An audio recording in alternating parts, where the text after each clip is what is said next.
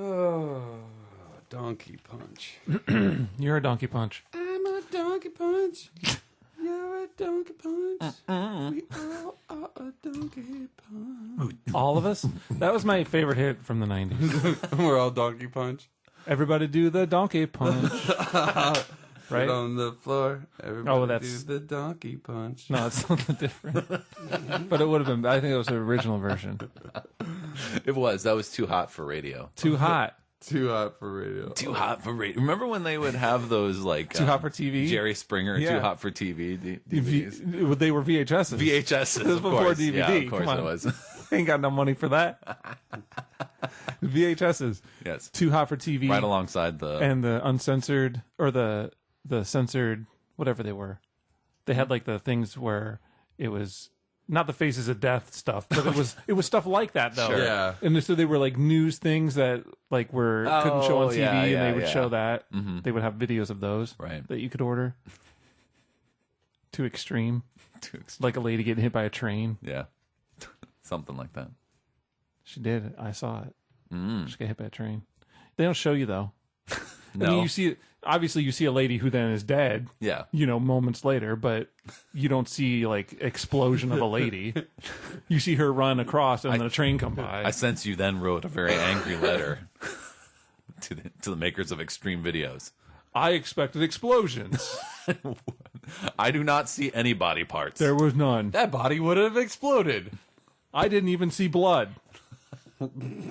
I would like my money back. Or send me a new video with blood. Do you have one of those? It's terrible. Blood videos. I will take all your blood videos. Why don't you guys do more snuff films?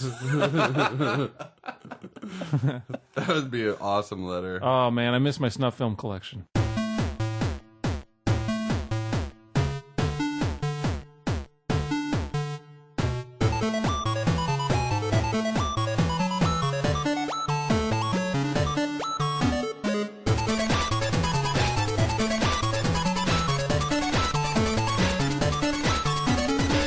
Hey everybody, welcome back to Signed In, episode 113. I am Jeremy Superpro 33. I'm Craig Propdresser. And I'm Sean Shonix.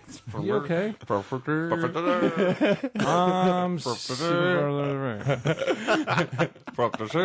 That's what we're going to talk the whole episode, right? No, Just mumble it. I mumble. I mumble all the time. So That's true. I can't steal your bit. yeah, You just did. You totally took his deal. he wasn't meaning to. I don't think.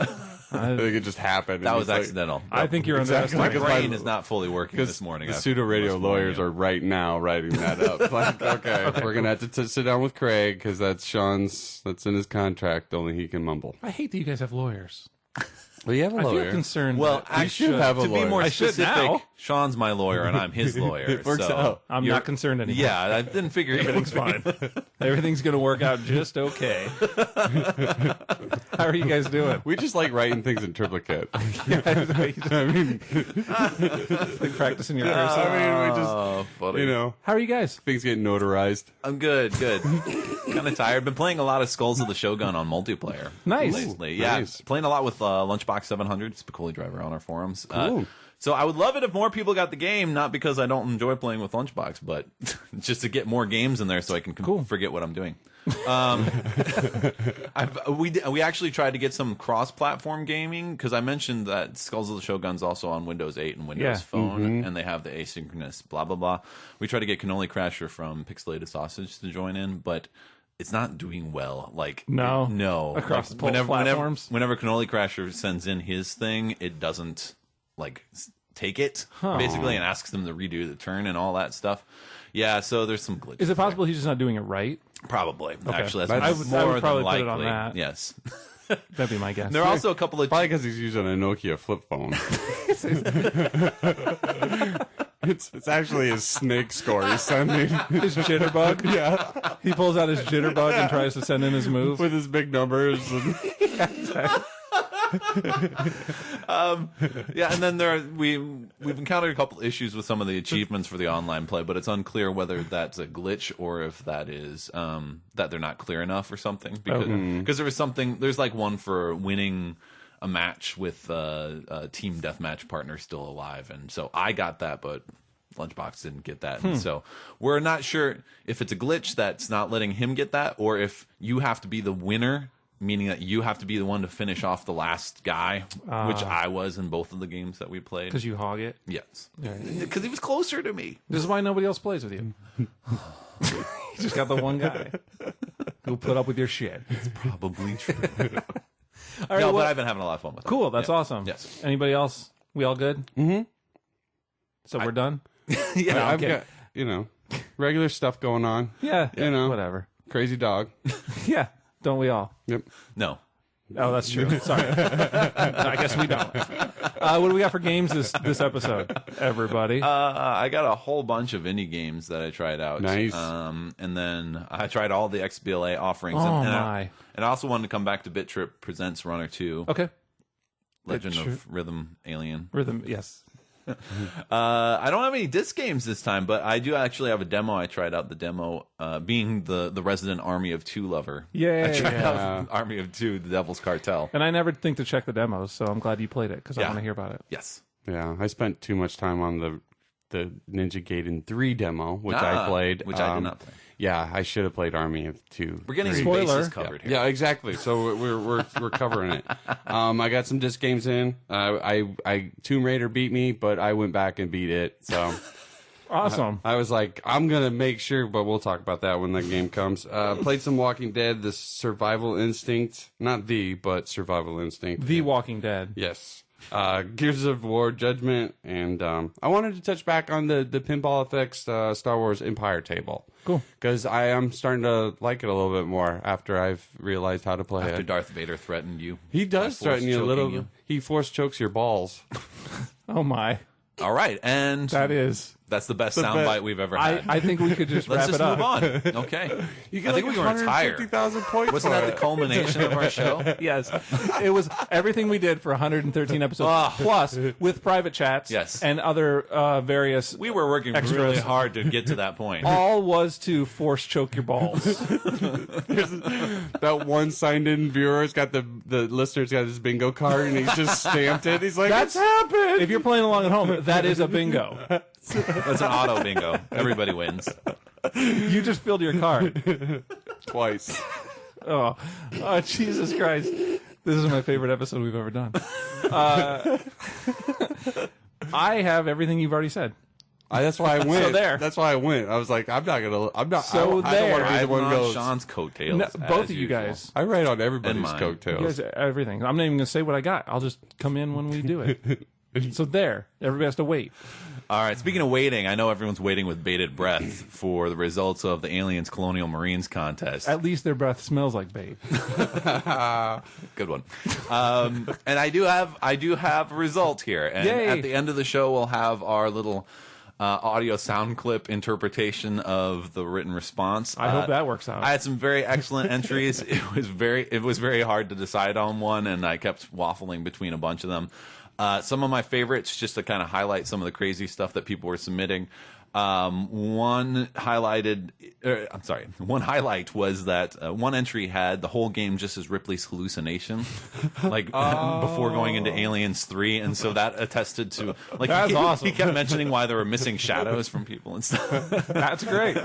And so I thought that was a nice little dig at the game. One combined Aliens with Terminator to have a Michael Bain off, basically. Which I thought was very, very clever. And was very funny and lots of dick references. So you guys would have liked it. Yes. One was a serious... Good thing you were judging. A serious take. One was a serious take that kind of posited that Hicks in the game was actually a synthetic. That one came very close to winning. I was debating very heavily between this one and the winner. The one that I chose was submitted by Greg DeLacy of the Overseas Connection podcast. And one of the reasons, just to give you a little bit of description of it, you'll hear it at the end of the show, but it was... One thing was that it was very ballsy because it doesn't even really feature Hicks at all. Nice. Except at the very end, but instead brings back everyone's favorite from the Aliens movie, Sergeant Apone. Poor Apone. It's got lots of stuff happening in it. It's a very exciting little story that happens, and it mocks the game. So like it mocks like the way that the aliens behave and stuff like that. So it hit on all your levels. Yeah, basically. All your criteria was filled. They were all great. They're all great Criteria. entries. But yeah, I thought this one was going to be a lot of fun to make an audio version of in particular. Cool. Yeah. Well, I hope it works out. Yeah. Thanks for the vote of confidence, Dick. Well, I meant for any part that we have to play. Because good luck. I'll just modulate my voice. That might have to be happening. Might have to be happening. I don't know what I'm saying. Do you ever? Well, cool. Well, thanks to everybody who wrote in Yes. and submitted those, because it was not just submit your name. I mean, there was actually work involved. Yes, so thanks to definitely. everybody who did it, and congratulations to the Yes, winner. I'll be sending out the prize, and I don't know. I might even think about secondary prizes. There were a lot of really cool entries. Awesome. So We'll see what we can work out. check your emails. Awesome. And we'll have it at the end of the episode. Yes. So listen. Do it. Don't skip ahead now, though. Just wait. Although I don't know how the rest of this is going to go, so maybe. I don't know. It's your favorite episode already. It's a lot to hold up to. Yeah, you sold it. We'll see how it goes. Yeah. Oh, I can't even talk until this game, All right, indie games. I guess. Let's do it. I checked out Battle High 2. I not to bury the lead here, but later on I'm going to talk about playing Darkstalkers, which then inspired me to try out some other fighting games. And then I went into the indie marketplace, and Battle High 2 popped up, which is the sequel. It's made by Matrified, sells for 80 points. It's the sequel to their first game, Battle High San Bruno. I remember that. Yeah, it's very, very similar. It's got a lot of the same cast. I think they added 5 new characters to the game. They also changed it because the original was focused much more on those old, 16-bit or not 16, but like 32-bit, the older fighting games. And so it was the small screen within your widescreen TV. Yeah, but yeah. now they have the full widescreen fighting.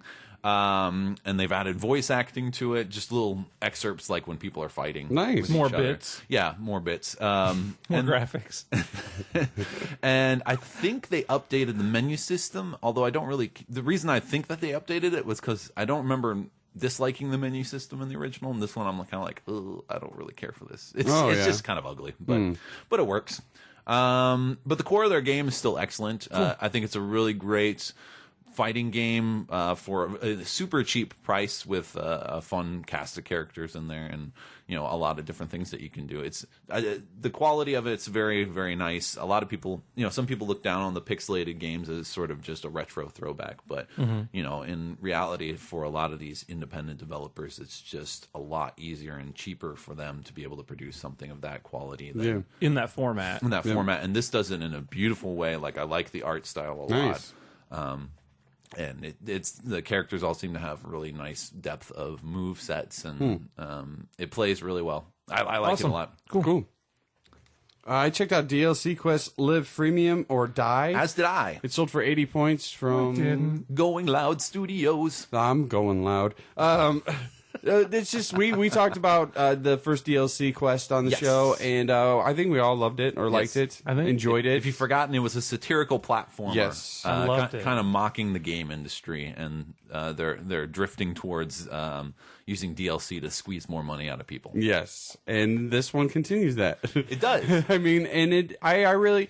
It's the same thing for you to get like a jump. You have to first find, like the crazy jump thing to go back and forth on the walls. You have the wall jumping. Yeah, the wall jumping. So like, Yes. there's different, your different actions or something, your different move sets, or you have to find throughout the game, or You have to buy 'em. and then you have to buy them. But you get You have to find the DLC too. yeah, sometimes. and you have to find the DLC by talking to the different people are throughout it, and the premise. I love it because the player, because they're always call him player, Yeah. but then he's like, so what's the premise? I mean, what am I what am I supposed to do? And there's all those little jokes, and it just continues. I didn't feel like it was. I don't know. I didn't feel like it was playing the same game that I did the first time. Right. It was still the same type of thing, but it was different. I don't know. I still enjoyed it. I agree, and that was something I gave you a little bit of a stink eye before when you said you had to find the jump thing, because I first thought you were talking about in the first game, like, you had nothing. You could just that's move, right. You could just move to the right. You had to Yes. get everything, Yeah. like the ability to move left and to jump. But they don't rehash those Yes. jokes in here. And in fact, when it starts up, it says, "Thank you for buying the special Game of the Year edition," or whatever. Game of the Year edition. So you got all this free DLC, which includes the animation, and the jumping, and all that. That's funny. Yes, It's a funny way to hit the joke if you didn't play the first game, but not rehash it. Not rehash it if you did. And so they avoid rehashing their old jokes. They make a lot of new ones, and it's a fun platformer in its own right. Like it's just a lot of fun just to jump around and collect the coins and search around for things. I was talking to Jeremy on the way down about how there's the comedian of the town and of one of the villages, Lamp, yes, and he just says like just one word things, and it's like Do a barrel roll. I forgot about all those Just things. like those like old throwaway lines. He just makes references to video games. Yeah, and I forgot But in about no them. context. Yes. None. Just Yeah. says it. Yes. And the player mocks him for it. That's awesome. But and then he changes them up too, Yes. which I forgot about and was like I talked to each one of them. I'm like, oh, I forgot, and I went to him and it was a different one. I'm like, so now every time I went by him, I'd stop to talk. One of my favorite ones was there's a DLC character. Like you can buy a character as DLC, and then talking to him is quite hilarious. I'm not going to spoil what he does, but it's very, very funny. I'm so pissed I didn't see this game. And then the achievements are fun. Like it's got its own built-in fake achievements, Yep. and those are quite funny as well. Also mocking achievement systems in the game. I love that first game so much. I don't remember checkpoints excited. in the first game. No. In this one, it has them. There's checkpoints, which is awesome. Which is one of the DLC packs. I think that but you're spend wisely, but you'll end up getting the coins you need most. As you get If you play it as a platformer, you're going to collect more than enough coins. Yeah. Awesome. And I like the fact that when you die, you keep the coins that you had. It's old school that way, so you don't have to go back and go through the same one. And then they have the that's one, nice. the sliver, the stupid sliver of a thing that you can jump on. Oh God. Why? So you make it big enough for the character, and that's it. It's like, why? It's a fairly short game. I think I played it in about an hour all the way through. Cool. But it's very fun and funny, and it's only 80 Microsoft points. I'm in. Exactly. You really should play it. When I get home, Yeah. I'm doing it. Another game that I checked out was Master of the Seven T's by Gaslight Games, sold for 80 Microsoft points, which is a pirate ship battle game, not a golf game. Sorry, Sean. Pirate battle golf game. I couldn't. There have been other ones that have been released, definitely on the indie marketplace and some on the XBLA as well. I just couldn't remember the names of any, and I couldn't be bothered to look them up. So, Sorry. if you're unfamiliar with bother it, you use the left stick to kind of guide your ship around, and because it's a ship, it's not going to like turn on hairpin turns, or turn on a dime. Basically, you're going to have to kind of swoop around a little bit, and you have cannons on the side of your ship, so you have to bring yourself alongside other ships.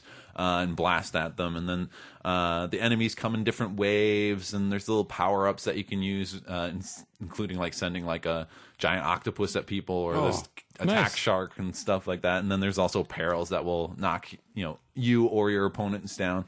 All pretty great stuff. The quirk for this one, though, and why it's called Master of the 70s, is that this all takes place in a giant teacup. Or you're really tiny, one way or the other. And so for example, some of the perils include a giant teaspoon that comes down and stirs every once in a while, and you have to dodge that as you're running around shooting things, and there'll be like sugar cubes floating along in there. It was very cute and done fairly well. It wasn't really my kind of game, but I did actually have quite a bit of fun with that. And so if you have enjoyed other sort of ship shooting games, check this one out. Cool. It's cheap and well done. Awesome. And then the last one that I checked out was Loot Grinder by Pixel Polish Games, or Pixel Polish. I'm not entirely clear. Probably Pixel Polish Games. Probably polish. But in case, it's nice that you covered yourself. Thank you. When in for Rome. 80 Microsoft points. And so I don't think that's right. This is kind of an RPG. Yes. Stylistically, that reminds of like the old Final Fantasy battle sequences. It purports to be inspired by 16-bit era RPGs. But it's, as the name Loot Grinder may tell you, yes, it's stripped down as much as possible. So basically you have a menu where you can go to the store, you can go to the inn, you can go to battles. Basically, and so you just choose what you want to do, and basically what your goal is just to keep doing battles and leveling up and earning gold and earning experience points, so then you can unlock new jobs and abilities, which I didn't see in the demo. Okay. This one really didn't do it for me because just stripping RPGs down to their endless battles with no goal that I could see beyond leveling up. That wasn't really enough for me, but you know, it's very quick and quick paced. I can't remember. What were the battles like in 30-second? Blah blah blah blah blah blah blah blah. I can't remember either. Okay, I couldn't remember if it was similar to that or not, and I definitely didn't want to re-download. Well, that one you only had a certain that. amount. You only had the 30 seconds or whatever, right? Okay, like the 30-second hero. Is that Yeah, what it was? 30-second hero. Yeah, okay, no, that was. But you only had like 30 seconds. You had like short times to do like all this stuff, and then you basically restart at the beginning again. But you kept your levels, or and I'm guessing the demo really doesn't do this justice because they're, you know, from what it looks like, there's going to be a lot of different jobs and they all have different abilities. But when you start out, everyone's basically, you know, level 1, and so basically all I could do for the battles that I was doing was just spam attack. Over and over, because you just had attack, defend, and you know, use items. Right. And so that wasn't super exciting, but I'm sure it develops more later on. It's just the idea of just going for the grinding aspect of the RPG. Not for me. But an app title. We should send that to Grindcast. An app's title, right? Yes. Grindcast. Hey, there's a nice callback. Thanks. We never did anything with Grindcast. Grindcast. Our fake Grindcast commercials. Trust me at home, everybody. They were going to be brilliant. They were awesome. We always have great ideas. They were going to be great. If we weren't so lazy, they'd have been funny. All right, so that's it for indie? Yes, that's We're it. good? XBLA? Yeah, let me Move just on? touch really quickly on BIT.TRIP Presents Runner 2 Yeah. again, since I only really got to go as far as the demo last time, but since then I've played through the whole game, and it is quite addicting. Yeah. In fact, I was playing a little bit more before you guys showed up. That's what's really nice is that the levels are all fairly short. I guess towards the end of the game, there were actually a couple levels that had 2 checkpoints in them, Ooh, so nice. they were a little bit longer. Yeah. But overall, you know, I can jump into a level and it's only going to be about 3 minutes, 4 minutes long at most. Yeah. And so it's a nice game to load up really quickly when I'm waiting for example, a new Skulls of the Shogun turn to be sent to me or something like that. From a ladybug. I mean, jitterbug. Yes. I ruined my own jokes. I hate myself. So you got to see quite a few moves in that first world, but there's still lots of moves that are added and lots of combinations of things. For example, you know, there's a sliding jump so that you're lying down and you have to jump between these narrow gaps and things like that, and jump kicks and, you know, some fairly obvious ones. But then is the real teaser in there. They introduced dancing. What? Which if you pull the right trigger, your little dude will do a little dance for like a second and a half. And you get more points, right? You get more points. But then you're not able to react You to what you can't need do to anything while you're doing it. So it becomes this enticement to spam that as much as possible and like these and get your score. and boost your score. But then, you know, you have to watch out that you're not. Yeah, I see you shaking your head over there, Jeremy. That's the reaction I have. That's awesome, though. So, but the problem is, I mean, that's obviously where these scores are coming from with people, because I saw some of those scores being pretty high. But I didn't really. Those scores aren't too astronomical, actually. Well, some of the scores I saw with like on my friends list when I was playing through, like they seemed a lot higher than when I went through the level. I'm like, so what gets added in here that I'm not, or is it? Part of it also might be difficulty, because remember, you earn points every time you jump over something or duck under something, every time you interact with something in the world. And one thing I wanted to talk about for this game is that it's far less punishing than the last game was. Right. You know, one thing I mentioned the last time we talked about it was the addition of the checkpoints. So in the first game, you had to do the entire level over again if you messed up one little thing. Right. One thing that's nice though is that playing any difficulty will progress you through the game. So if you're, I started off on normal. I admit I had to switch down to easy at a certain point, and I didn't have to go back and replay those normal levels again. I think I kind of had to do that in the first one. Okay. Granted, it had fewer levels because they're all integrated, so you can switch on the fly, difficulty wise. Yeah, and one nice thing is that the easy levels still include gold. In the first game, I think I mentioned this when I talked about it before, but it stripped the gold from the levels, and basically it was just dodging obstacles. But since there's a lot of things tied to the gold collection in this one, to unlock certain levels, and they're connected to certain rewards and stuff like that, all the gold is the same for easy, medium, and hard. That's all the same. It's all in exactly the same place. So, you can play through easy and just kind of figure out where the gold is. What's different is the level of and generally the number of enemies that you have and obstacles that you have to avoid. But from what I can tell, even that is progressive. Like the easy stuff is still there in medium, it's just got more, and then all that stuff in medium is still there in difficult, it's just got more on top of it. And they can get some pretty insane sequences when you're playing on some of those hard levels. I bet. Well, I was wondering if they're gonna, because the music is a part of the game. That, you know, they have to have that. You'd think that they'd have to have That's that. true. You know, That's they'd a good have point. to have that in there, but they just you know, like spread it out a little bit. And so then one of the glees of playing on the hard levels is that the music is much more robust in the way that it's being modified. Because you're doing more stuff. Yeah, you're doing a lot of stuff, and so it's, you know, tinkling along in a very different way, and it's very fun to listen to. That's awesome. Yeah. Also, I figured out what a perfect plus was. Remember I was talking about those perfect pluses? You get perfect if you collect all the gold and all the power-ups through a level, and then you get a perfect plus if... When you get a perfect, then you get to shoot yourself out of a cannon at a target, and you get the perfect plus if you hit the bullseye. And then there's a perfect plus for every difficulty setting. So if you want to get triple perfect pluses, like it entices you to do, then you have to play through on easy, medium, and difficult for each level. Oof. Which isn't quite as bad as it sounds, actually, because once you've kind of, I mean, even if you've only played it on medium, you're pretty well set for difficult. Yeah. The only annoying thing is messing up that bullseye by like a fraction of an inch or something like that, and then you have to play the whole thing again. Yeah, so then you have to go back through and play it again. That sounds like in my nightmares. It can be a little frustrating at times, but a lot. You know, the cannon always works in the same way, and actually, if you could just kind of get a feel for the timing of it, you can nail it pretty regularly. Cool. I was having difficulty this morning when I was playing it, but that's mostly because my brain was a little tired. And it's not a game that benefits from having a tired brain, that's for certain. It makes it much, much more difficult. Yeah. There is a bit of exploration in levels. I wanted to mention that as well. Well, they're the hidden retro games that we talked about sometimes. And a lot of times those are hidden as sort of like if you failed. Like if you missed the jump, then you would find it, essentially. So you kind of have to you have to keep an eye out. You'll see it usually, but in order to do it, you're going to have to throw yourself off of the path that you want to go on. Right. That's cool. But in addition to that, there's lots of choice paths you'll encounter. You'll come across like two arrows pointing in different directions, one up, one down. And the arrows are color coded actually. So the green are the basic. I always went green. Yeah, that's the basic one. I was assuming that. Red is for difficult runs, but they also generally are the ones that contain items like costumes and stuff like that at the end of them.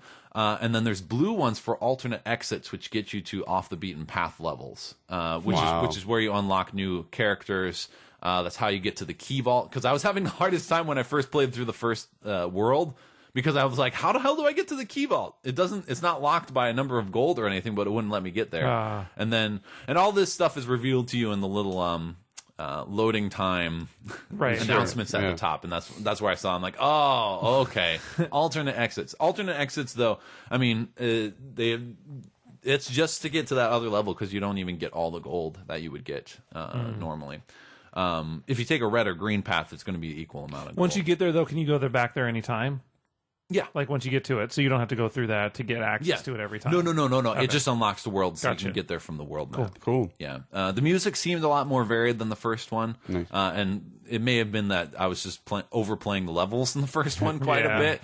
But it got kind of annoying. Like it was just feeling too much the same in the first game. But this one, like I would get to some of those later worlds and the music seemed a little bit different between different levels. So they may have 2 or 3 variations on the music, or how it progresses when you get the power ups or something like that. But there were some that I was like, I would look over at my wife. I'm like, this music's awesome.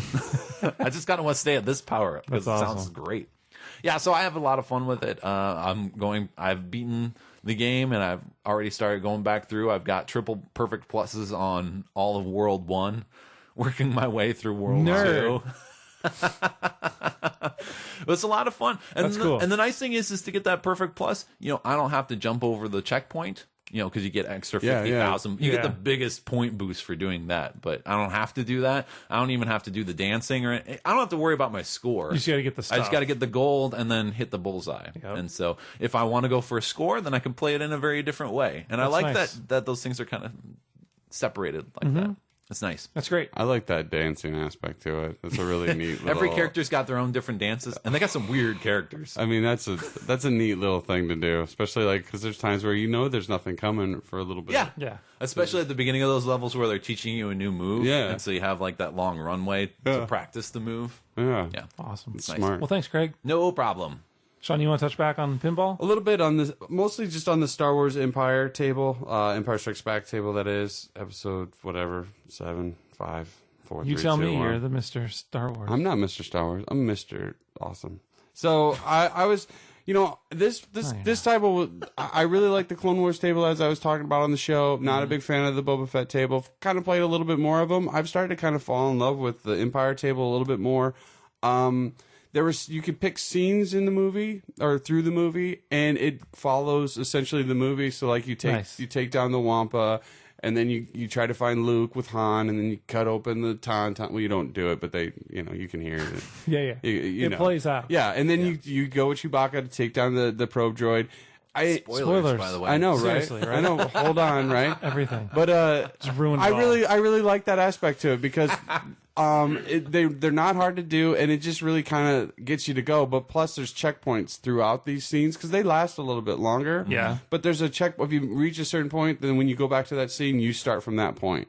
So I like that, just in case something happens and you want to complete that. Because at first I thought it was just Vader hanging out in the middle. So they're like the mission things that you do? Yeah. The mission things are like advancing through the movie. Yeah, and I thought that was really nice. So maybe there will be an asteroid monster that shows up that I haven't seen yet. So I've got my fingers crossed because I've been playing that one a little bit more, just kind of getting into it. And so I just wanted to touch because I was kind of not hating on it, but I just didn't really care for it. Is it an Empire table?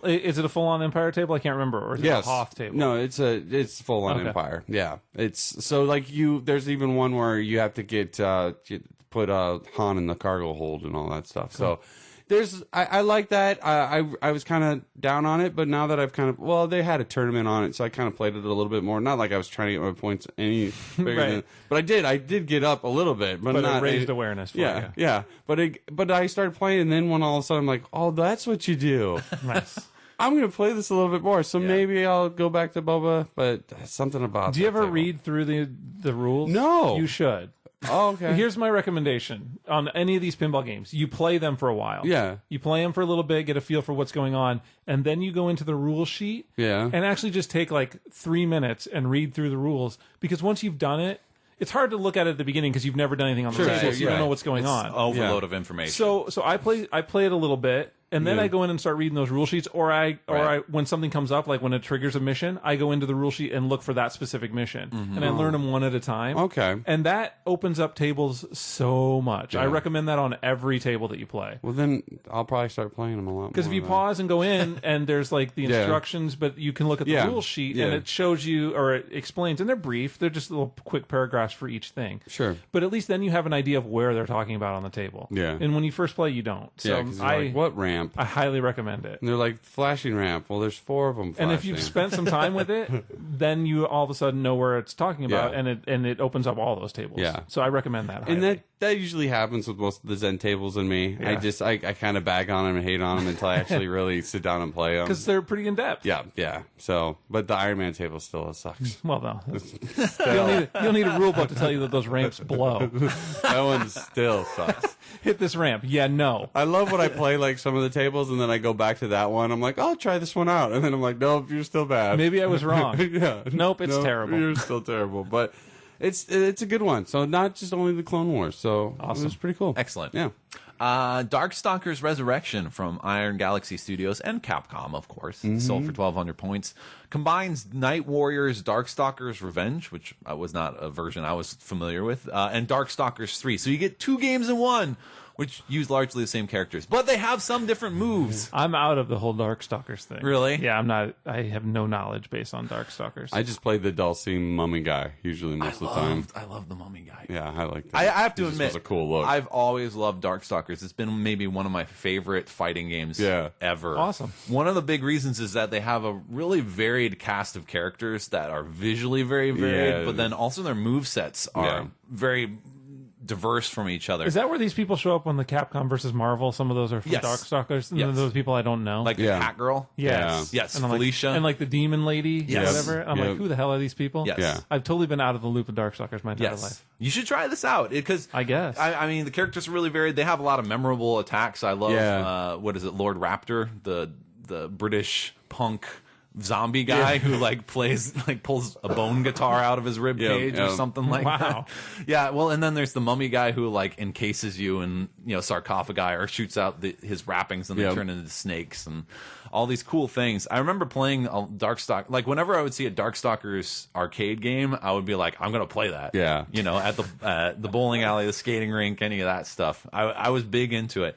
And it's just easy enough for me to mash my way through a couple of levels. That's cool. That's good. It definitely has a lot of depth, and expert players are going to be able to do things way beyond what I can do. But it's not completely barring me from moving forward. And that was something interesting because remember Skullgirls? And I've been reading a little bit about Skullgirls because they had a little bit of a Kickstarter campaign for new characters or something. Indiegogo campaign, I don't remember exactly. And I remember being very excited about Skullgirls because it visually kind of reminded me a lot of Darkstalkers. Yeah. Like the characters all looked very varied and they had a lot of different moves and all that, but it was just so damn difficult. Yes, it was. And I played this and it made me like, maybe I should go back and try Skullgirls again.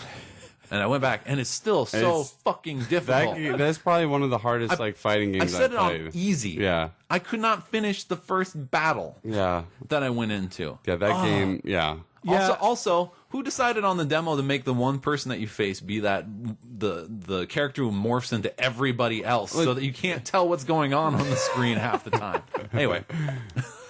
Yeah, that demo did not sell me. Not to talk about Skullgirls, but Darkstalkers was a lot more appealing to me. Yeah. It looks great. It's got a bunch of new filters that you can use, for the HD updates and stuff like that, or you can make it look like the original. It's got some different views, the ways that you can look at the screen. You can vary that up, including the insane over-the-shoulder view. Like, they have several arcade cabinet views, right? But then they have one called the over-the-shoulder, and so it pulls back and at an angle so it looks like somebody else is standing at the machine and you're like looking at the machine over their shoulder. What? It makes the game, like the game itself playing, look supreme. Like, so is it like at a really tilted angle? Yeah, it's at this tilted angle back. That's funny. And you can see most of the cabinet there as well. That's like really cool, part of the side of it. Does it work?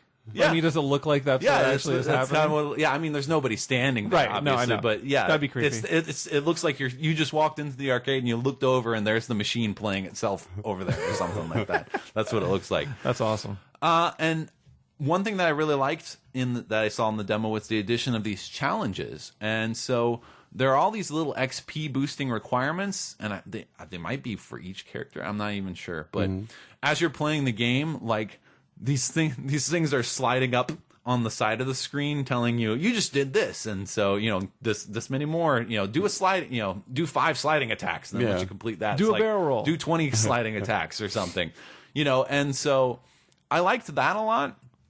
I have no idea what leveling up will get you. This is a Capcom game, so it's quite likely that it'll be like concept art or something like that. Right, yeah.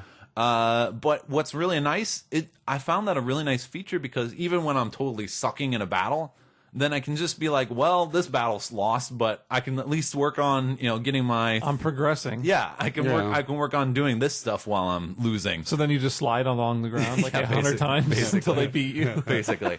And it helps to encourage me to work on different moves, and to get out of any sort of moves that I'm comfortable with, and so that I don't just be repetitive. I thought that was a really neat feature, and it was on both of them.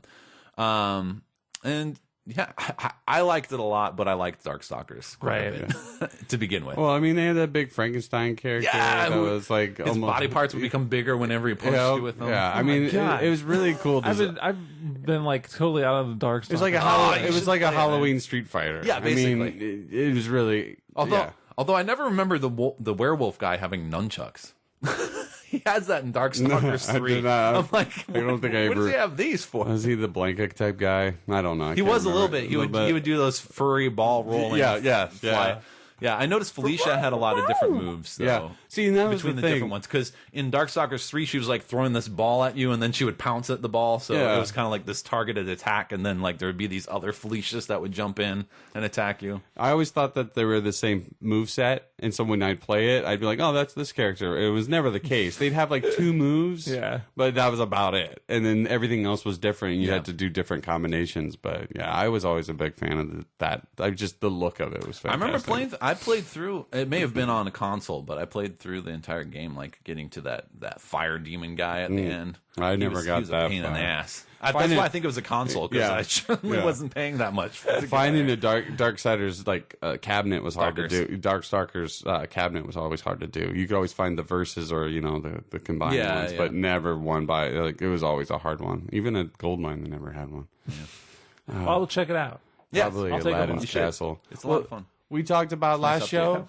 We talked about last show, but that Wesley Wallace was that? Yeah, well, not Wesley Wallace. Oh yeah, the Wallace Wells. Yes, that's what I meant. Wesley Willis. Wesley Willis. Wallace. It was Wesley Willis. It was Wesley Willis DLC. It went up the week after we posted the show, so it's up there. I have not tried it out yet. Either have I. But it's up. I haven't either. So it's done. Multiplayer. It's a done But deal. it's nice to know that It's basically like the day after, or 2 days after we talked about it. We're timely with our shows. It's priced though, right? Yeah. It's 400. 400. Okay. This isn't terrible. Still irritating. It is, but whatever. Yeah. We'll check it out sometime. All right. Another one I checked out was Alien Spidey from Enigma and Calypso, who are the distributors who did Omerta that I talked about last episode, and then the Tropico series, if you've heard of that. It sells for 800 Microsoft points. It's got an adorable design. It's about a space spider from Space Spider Planet whose girlfriend vanishes, and then he rushes off to go save the day. Really adorable. I loved it to begin with. I didn't get to play it. It's actually downloading to my hard drive as we were coming down here. I was like, son of a bitch. Well, I hope it's not still. That's a pretty big game. Well, probably someone's watching. It's like 1.5 gig. Oh, okay. It is a fairly large game. Yeah, it might still be. Yeah. I don't know how shitty your internet is. Well, then Summer's watching probably Law and Order. Yeah, that's good. So it's a platformer that you basically have to nail in streaks, because getting hurt requires you to restart. It's basically like BIT.TRIP Runner, where you kind of go flying back to the beginning. I don't know if it has checkpoints or not. One thing that kind of hung me up, oh, no pun intended, was that it involves swinging. You're a spider, so you have to shoot out webs. And there are all these little things that you're trying to pick up. It's not just that you're jumping on platforms, but you're trying to collect these glowing items all along the way, and so some of those are included in the swinging, and part of that's to kind of help you find the best route, I'm sure. But the collector and the platformer collector in me is like, I gotta grab them all. And it kind of turns into sort of like this parkour like run through the level, in a lot of respects. I found the swinging to be a little difficult. You have to aim it with the right stick and hit the target. And so, the very first part of the demo that I was doing, I had to collect these things while this rolling thing kept coming back and forth. I kept dying on that. Then I finally got past that, and then you immediately have to jump. They did a nice job of kind of tutoring you on how to play it, where the buttons are kind of hanging in the air. So, like, it tells you when to press it, essentially, to train you on that first level. Nice. Yeah, I thought that was a really clever way to do it. And so, you know when you're supposed to shoot out the web, but I would shoot out the web and it would go in the wrong direction, and then land and I die. Shoot out the web, go in the wrong direction, land and I die. In fact, so you have to aim with the right stick while you're doing that stuff? Yes. Oof. Well, I mean, that's what shoots it out, is the right stick. So it's how you have to nail it. Yeah. Oh, that's rough. I may have been missing something, and maybe I'm just terrible at it, but I couldn't even get out of that very first area. So I admit I did not even play through the entire demo. It was just too much. It was a lot more punishing than, say, BIT.TRIP Runner was to me. Yeah. For as cute as it looks. Yes. It beats the shit out of you. Basically. Yes. It does it with a smiley face. Yeah, exactly. Because that little spider's pretty cute. It's a good design, and the backgrounds look pretty vibrant. And it looks. I love the design. It's just, and the swinging. It was also reminding me of Rotastic, which I still was not a fan of. But I have the whole game. Yay! Just those swinging things, I find it's a lot more difficult for me. Sure. I personally have a problem with it, and so I'm sure there are many, many people who have no trouble with that stuff whatsoever. And then the last XBLA game I tried out this week was Giana Sisters Twisted Dreams from Black Forest Games and Bit Composer Entertainment. They are the distributors. For 1,200 Microsoft points. This is a sequel to some old platformer games starring this character. One was for the PC back in the 90s, and then early 21st century there was one for the DS, I believe. And this particular game was funded through Kickstarter, which I believe is our first Kickstarter funded I don't XBLA know. game. I can't think of any others that have come to prominence. I know there are others on the way, but I think this might be the first one that actually made it. I could be wrong. Correct me if I'm wrong. They will. Despite the name being Sisters, Giana is actually just one young woman with two personas. She's got this cute persona and then this punk persona. Her sister gets kidnapped into this dream world, and she can kind of control the aspects of her dream. So she has nightmares, and she also has happy dreams, basically. And so you switch back and forth between the two. And so the cute persona, they're red and blue, aren't they?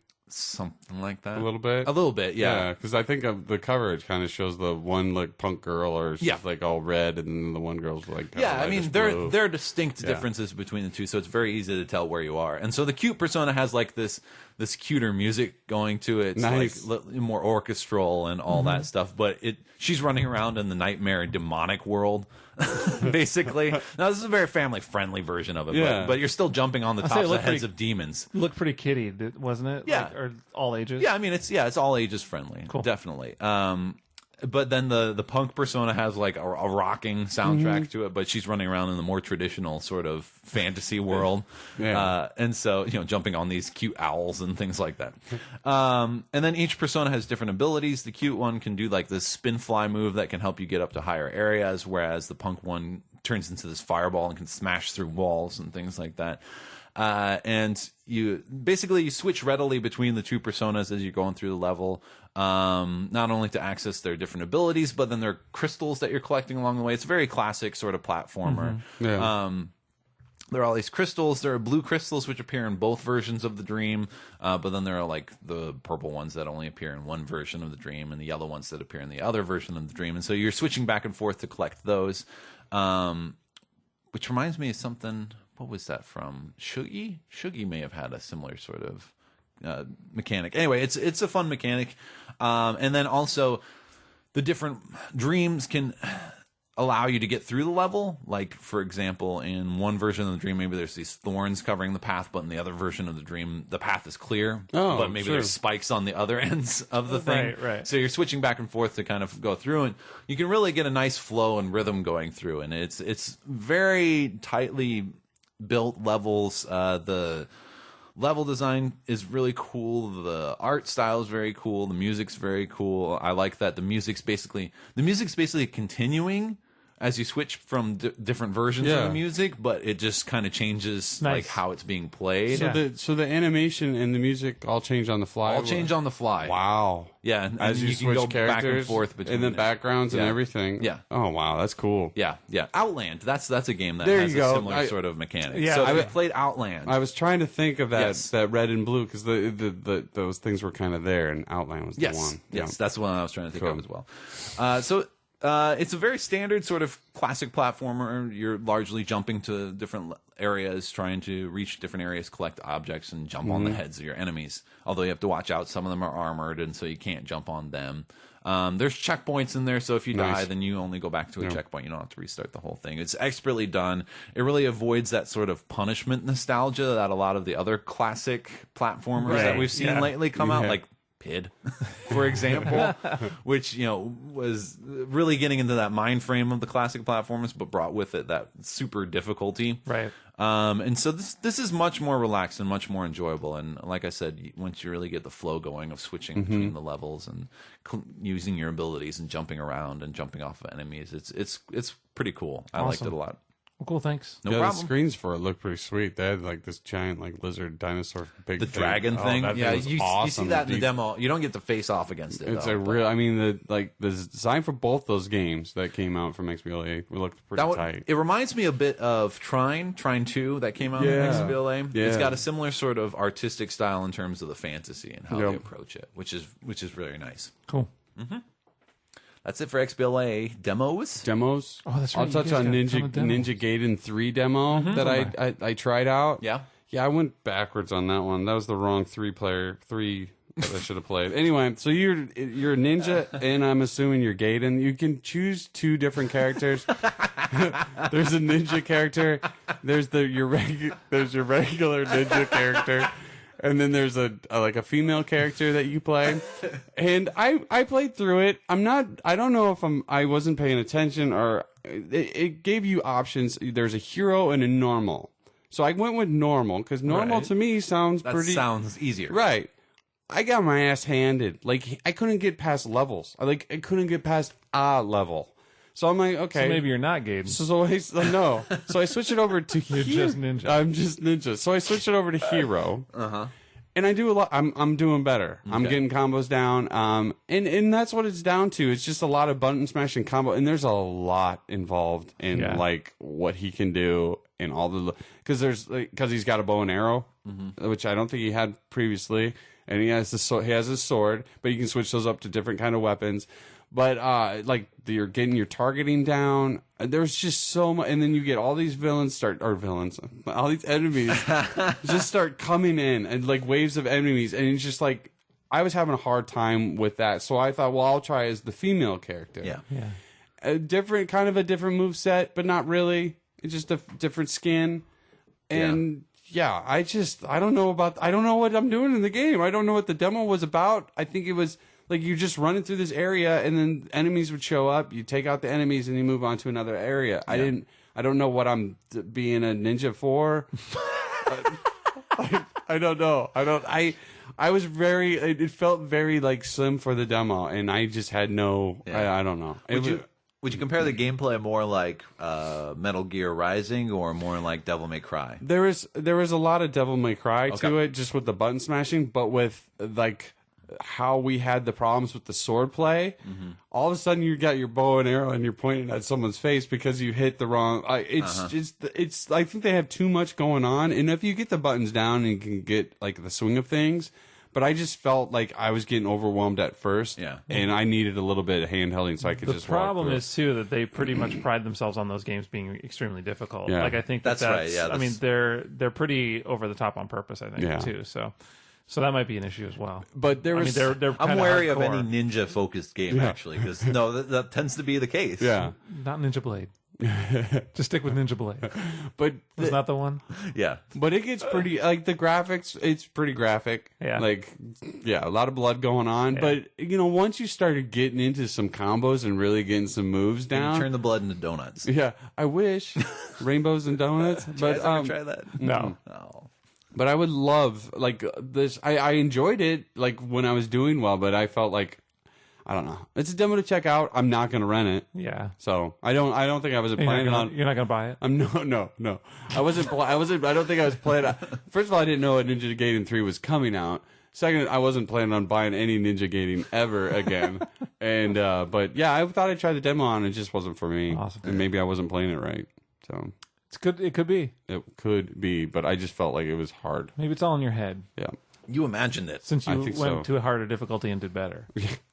You think hero would be like, that would be... Maybe you start off as a hero rather than as a normal dude. Yeah, you're... See, think of it that way.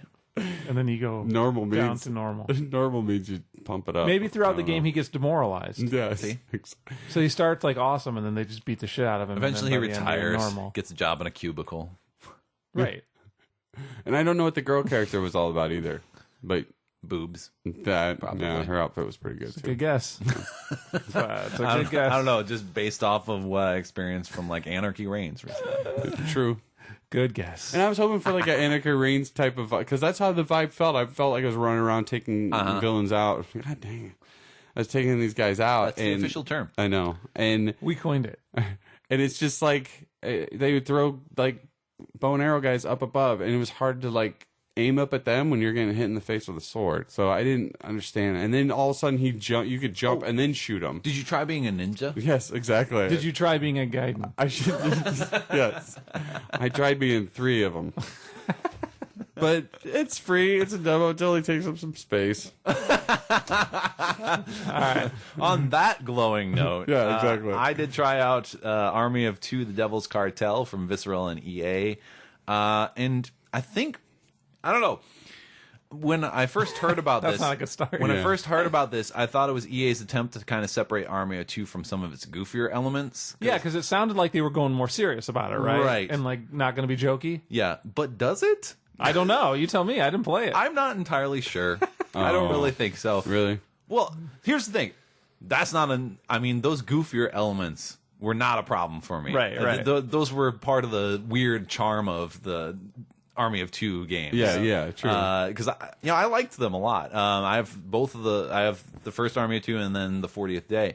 The biggest thing that happens is that it gets rid of Salem and Rios as the main characters. Although Rios is mentioned in the demo, and I think what's going on here is that at the end of, I believe, the second game, spoiler, they're going to start up their own security company. And basically, I think this is one of the 2-man teams that they send out as part of their security company because somebody mentions like Rios sent blah blah blah, and so I think they're sitting in an office now getting fat and slapping each other's ass. Yes. So they got rid of Good Salem. job, buddy. They got rid of Salem and Rios for the generically named Alpha and Bravo. Those are seriously what they're called in the game. Awesome. Yeah, it is a company. This is totally they're a company. So I know, they but gotta have these. And so then I'm like, well, all are they about branding. never going to show their faces or something? But I saw trailers and now they show their faces, so I'm like, why are they going with no names? It just seemed like a really bizarre choice. It seems weird that they would get rid of the characters. Yeah. And go to with if you're going to keep the format and the progression wise, I guess that makes sense. You know, Salem and Rios were talking about opening the security company, and so it seems unlikely that they would be out on the most dangerous missions themselves or something if they're the head of the company. So that's fine, but you know, what a bunch of pussies. Alpha and Bravo, I don't know. And everything else seems to be pretty much the same. Here's the thing: Alpha and Bravo are just about as bro macho as Salem and Rios were. Well, it's probably that's part of training. Yeah. What's no shit. It's probably on the fucking like application. Yeah. You have to have a friend. When you come with a buddy. But they're maybe a little more generically so, meaning that. Whereas Salem and Rios were kind of silly about it, like it was more joke cracking. This is more like gritty, you know, kill those guys sorts of things, like Gears of War style. Yeah, like how they interact with each other. Maybe it's been a while since I played Gears of War, so but it's all possible. More like, you know, a lot just tougher and grittier. And like not joking around. It's just like you fucking shot him. Yeah, it is a little more like that. Yeah. I mean, you still earn money to upgrade guns, including blinging them out, so that silly aspect's not taken out of the game. I don't really see what's changed other than they changed that. There actually are a few things that, but I'll get to that in a second. They still have these portions. I mean, it's still co-op is still a big element. There are these portions where like the two characters must divide, and so they're kind of looking out for each other while going on different paths. In the demo, you can choose to either jump in a helicopter and do your turret level, or you could be the guy running across the rooftops being protected by the guy in the helicopter. Although, I have to admit, one of the things I liked about the 40th Day, and I'm sure that's a phrase a lot of people didn't expect to hear, I kind of liked the 40th Day. The thing I liked about the 40th Day... I didn't hate the 40th Day. ...was its really heavy emphasis on the co-op aspect of it. Like, it took the co-op elements of the first game and, like, emphasized them. Yeah, sure, some of them were silly things like, you can play rock, paper, scissors with the dude, or, you know, slap him or something like that. But then there were, you know, there are the elements that came from the first game as well. Like, if you go down, then your partner can come grab you and drag you off and, you know, to protected cover and then heal you up. But then... You know, there were things like you could highlight a particular target, so if your partner couldn't see them, you know, basically if you saw them, you could point it out to them, so then they could start to see it. And one big thing that this may be in the game, but it wasn't emphasized at all. The game doesn't really train you on how to play much, but so it might be in there, but it didn't look like it was because is the aggro system, which was a big part, definitely of the 40th day and of the first game as well. Whereas in the 40th day, they even had like a little meter that had, you know, Salem and Rios on there, and it would measure where the aggression was going, because that was a central. That's who gets targeted, right? Yeah, exactly. Yeah. That was a central part of a lot of your tactical co-op stuff. Right. You could modify your guns in ways that didn't really make them more killy, but would just make them louder or quieter. Yeah, You know, because, you know, I'd be like, I'll get out my big fucking loud gun and I'll just start shooting over the top without even aiming at anybody, and then they're all going to be looking at me, so then my partner can get out of that shitty cover spot that he was in. And so there was that's where a lot of the tactics went. And I don't know, these things might be in there, but the demo didn't highlight them. Sure. And because now EA requires you to sign away your firstborn child to them to play online ever. Of course, I didn't sign up for the online play, and I didn't try it out in co-op that way. But, so I only played with the computer player. But another weird thing is sort of the UI, the user interface.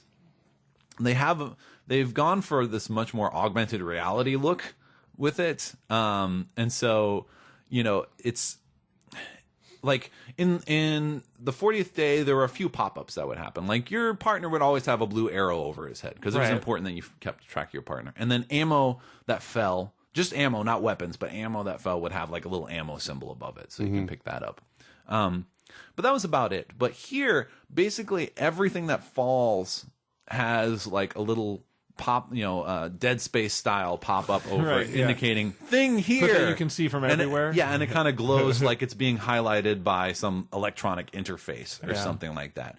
And also, every kill that happens, not only yours, but your partner's as well, gets a little pop-up message indicating what was done. And I can't remember again, but I think it also indicated how many points you got for that or something like that. Yeah. So it was very, and it's all right there in the middle of the screen, so it was very distracting throughout. And that definitely wasn't. Oh, they didn't put it to the side or anything? No, that definitely wasn't in the older games. Like you would get to a checkpoint and it would like calculate how many kills both of you got. And that's how much money you would earn, basically. Yeah.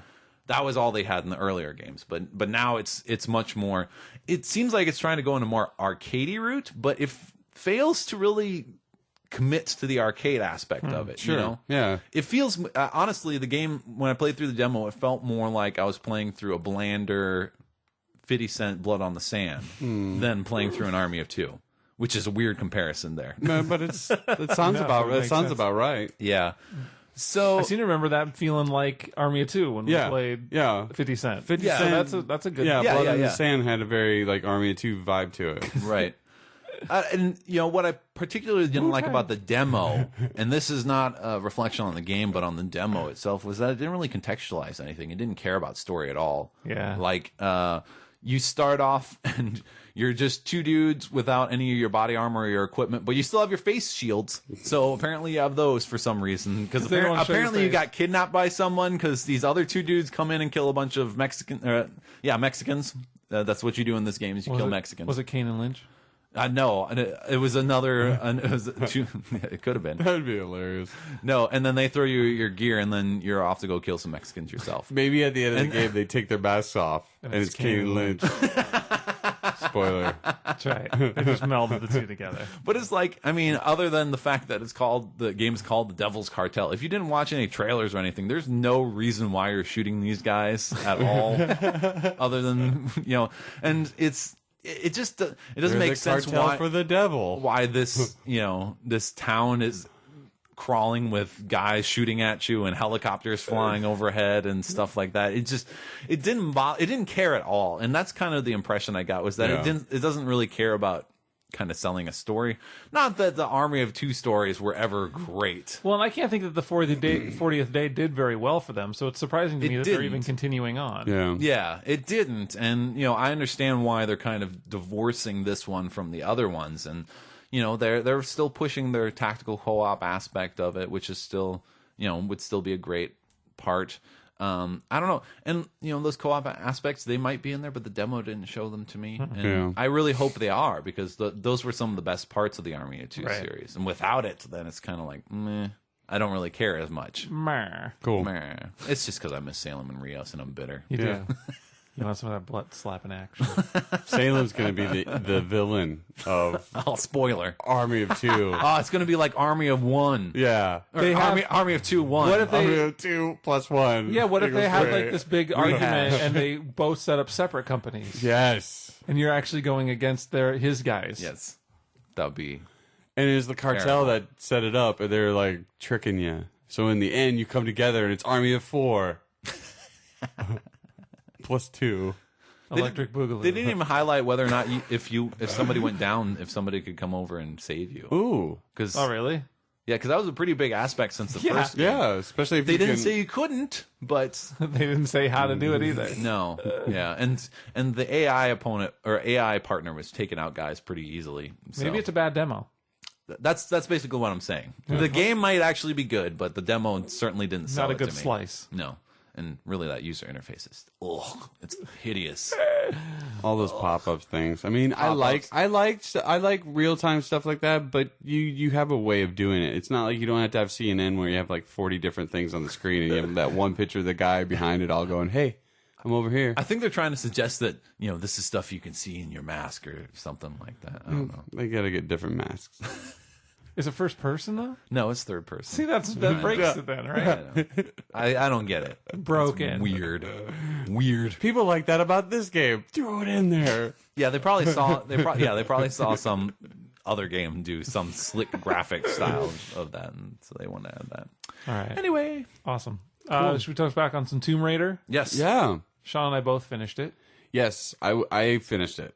I was about to be How'd it finished. go? I was about to be finished with it. Because you had some troubles. I did. I had a glitch problem that other people had problems with, and that was on the boat and pulling this thing, and it was supposed to fall through a thing, making it your tomb that you can raid essentially. But you weren't, whatever. No, I was just going through a boat. No. Yeah, you're going through a boat, but it's it was like there are actual tombs in the game. Yes, there is. But there was one part on That wasn't one of them. It It was was a part. odd. I know, but there was odd that they could call it the tombs. Don't they call things the tombs? No, they Yeah, They're- the tombs. Yeah. They call those the tombs. Yeah, the tombs. There's tombs in the game. Those are the things they call the tombs. Shush. Also, by the way, I've This heard, other thing they call a boat. Boat. sorry to yourself. interrupt, but they're not going to make DLC that's like additional single player content. All their DLC is just going to be multiplayer. for Good the decision. game. Oof, yeah. Awesome. Ridiculous. Means I don't have to rent it again. Exactly. Who cares?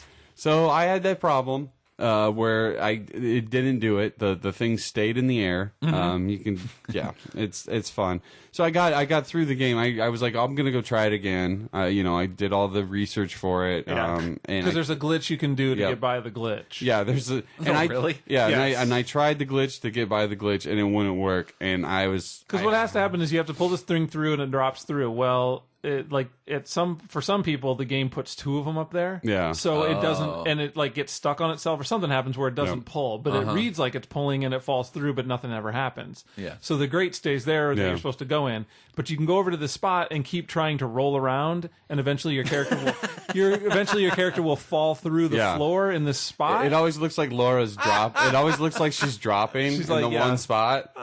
Like, so if you do it right, she'll fall through and just basically my fall God. through the hole Yep. that's No. not visible, and then you're there and you're fine. yeah, so he finally did it. Yeah, so after messing with the rope thing for like a while, and Yeah. then looking up the problem, and then finding that out, I spent about 10 minutes. I couldn't fall. Yeah. Finally, I gave it some time, went back to it, fell, and played the game. And I'm happy that I finished it out. Yeah. I was really happy with the ending to it. I really liked the last save spot pretty much before like the kind of the end of the game. It's like I think they said the last. Forgot the name of the safe spot. It was the campsite. Yeah. Last hurrah or something like that. Point of no return. That's There you better. Last hurrah. That would have been stupid. That was when she was raiding Renaissance Fair. Yes. I'm sorry, that would be a last huzzah. Huzzah! My mistake. That's right. That's your other show, right? The Last Huzzah. Last hurrah. The other podcast you Yes, do. where we review Renaissance Fairs. The Last Huzzah. How huzzah. That is terrible. That is the worst podcast I've ever heard. Not. Welcome back to The Last Huzzah. I just imagine you with like and a then there's full some beard. fanfare playing in the background. Talking about turkey legs. Oh, that's terrible. And then your like logo would be on this fucking terrible flag. Like a banner. Now for the juggler report. a banner. Yes, with the jesters and the jugglers and the maidens. See, now you're making it a cool show because you'd have a jester. It'd be like a morning talk show, like a morning shock show. You'd hear the bells on his on his shoes all the time.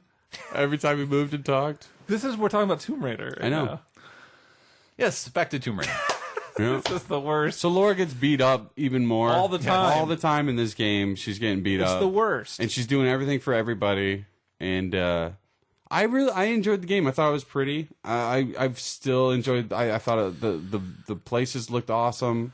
Yeah, I don't know how much more I have to add on from finishing it. I mean, because it was more of the same kind of. But I went back after I was done and tried to do some of the areas where you find all the hidden stuff. I didn't have fun with that at all. Oh, really? And I think it was because I was in some of the areas that were really dark. And when it's dark, it wasn't fun for me at all. Oh. Now, were you using the treasure maps to help you? Yeah. Yeah.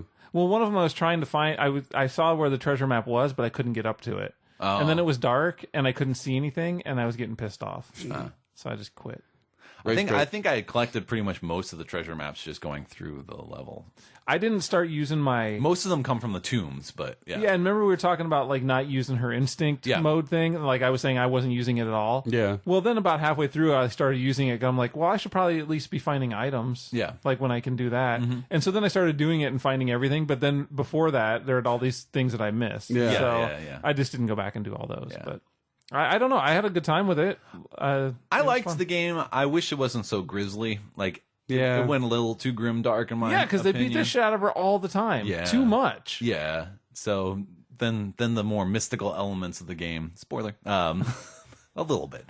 Yeah. We talked about that last time. Right. Well, which don't really fit in quite as well. Well, see, and that's what I was waiting from this game, because most of the Tomb Raider games that I had played had that supernatural mystic route to them that you're like, this ain't gonna happen, and then all of a sudden a demon comes out of that too. But it was just, I don't know. I was waiting for that, and I liked that little bit to it, and I dug the end. I thought the end. I dug that whole end scene with the it was fantastic. I thought that was pretty. I thought that was well done. Yeah, it was a neat little addition to it, and kind of waiting for it. I won't spoil it for anyone that hasn't played the game. And I thought it was a pretty is playing it glitch. Minus the glitch, I really had the game kept me motivated, kept me playing. I walked in a couple landmines here and there, not landmines, ocean mines, the big ones that were pointy. Oh yeah, yeah. I'm like, dude, you should just shoot boom. Yeah, it was awesome. You walked into them. I was backing up from I don't know, it was like some bad guys were coming down the beach towards me, and I'm running back shooting, and it was just like boom. It was awesome. That is funny. Maybe they shot it. They may have shot it. I was hoping I bumped into it. Like, oops, my bad. Slow motion, and then she just head blows off. So is that what happened to her? Probably. That game was brutal. It was brutal. Did you guys hunt a crab? I did. There's an achievement for that. Yeah. I did hunt a crab. I used a flaming arrow for it, man. I was like, I'm good. Did you guys get the exploding arrows? I'm cooking this, yeah. Holy shit. Yeah. I forgot they were on one time, and I shot a dude point blank with an arrow. I'm like, whoa! I forgot I hadn't had those loaded. They were insane. I thought I had the fire ones loaded, and I'm like, and he got right in my face. And I like her. She's got a quick draw on that bow. I liked using the bow a lot. And when she got that compact one, he blew up, and I was hurting. Boom. I was hurting. Leads for some hilarious stuff. I love it when they're all like, "Get to some cover," and then I just shoot an exploding arrow over there, and they go flying. Whoops! Sorry about your cover. Cover blown. Douchebags. That's good. I like that. Nice. See? You had the last huzzah on that one. How huzzah? No. All right. So enough about Tomb Raider, right? Yeah. How about some Walking Dead? Survival Instinct. AMC's The Walking Dead Survival Instinct. AMC. You got to put AMC. Robert Kirkman presents AMC's The Walking Dead Survival Instinct, based on the comic book, based on the TV show, based on the comic book. The game. With different characters. Yes. The game. Yep. Daryl and his other brother, Daryl. Registered trademark. TM. Yes. Is that it? Tell me about this. I had only barely heard anything, and I guess I mixed the news because I didn't really read the news announcements about this, but I had mentally just assumed that this was stuff about their season 2 from Cartel Games. No, it's a first person action adventure shooter game. Choose your own adventure. Choose your own adventure. A little bit. It's odd. Here's the thing. There's a lot of things in this game that are interesting. Okay. There's a lot of really good ideas in this game, and then the implementation is not good at all in a lot of aspects. It's basically the story of Daryl Dixon from the TV show, who doesn't exist in the comic books, but from the TV show, and it's his origin, or the point where the outbreak starts, and he experiences it for the first time, and kind of on his travel. Does it end down where he gets to Atlanta? He was in the mountains hunting with his dad, and friends, uncle, And then the outbreak had come up, so maybe these zombies were walking up the hill. It took them a while to get up there, I guess. So they attack. Yeah, and then they have to get down, and then they get to town, the first town, and they find out that this has been an outbreak of crazy people. So really, you're playing the first the game third as a of the game is Cabela's. Well, it's pretty close. A little bit. Like the whole beginning to the game is, which was a little bit where I almost was about to put the thing down and be like, "This." At the beginning? Oh yeah, it takes forever to get like. If you don't run, I suggest it tells you to crouch because you're supposed to be hunting the deer. Don't just run. Oh, you mean that very beginning? Yes, area. just get to the part. There's nothing there. Yeah, there's nothing. It takes forever, and then you got to backtrack and get back to the zombies, and it's just That's like true. That beginning part was terrible. Yeah, I thought it was the worst, and like the worst beginning. And plus, you're not Daryl either. You're his dad. That's at true. the very beginning. Spoiler. And I'm like, I think his name is for the very beginning. Dixon is his name. I think. I don't know. No, they were just Mason? calling him Dixon. Yeah, but It's his last name. They just call him by his last name. Yeah, but I think his name. It's funny too because Sean's like, you have this like emotional moment at the beginning, right, with his dad and Daryl, and there's like, it's literally the first 5 minutes. So Daryl's dad, like his basically gets attacked, and they have to like kind of leave him there, or they have to put him down. Yeah. So there's this like big emotional like impact moment, and Sean literally just watched the episode of Walking Dead season 2. Like this last week, that was talking with Merle and Daryl talking about how their dad abused them and beat the shit out of them, and he left them with them. So it's like this weird juxtaposition where I don't know where it fits in the story, or if he's got some kind of like survivor guilt, like like Stockholm syndrome, where his dad abused him and he still loved him. Maybe they reconciled on this hunting trip. Holy shit! And now he's dead. That was the point. We missed that part. They should have started it there, where they were like having a nice talk. When I beat the shit out of you, I'm sorry. Sorry about the welts on your back. That was what. So it was just interesting timing for Sean in particular, since that just came up on the show. Yeah, because he's like, Dad. I'm like, I don't know where that fits in. My dad.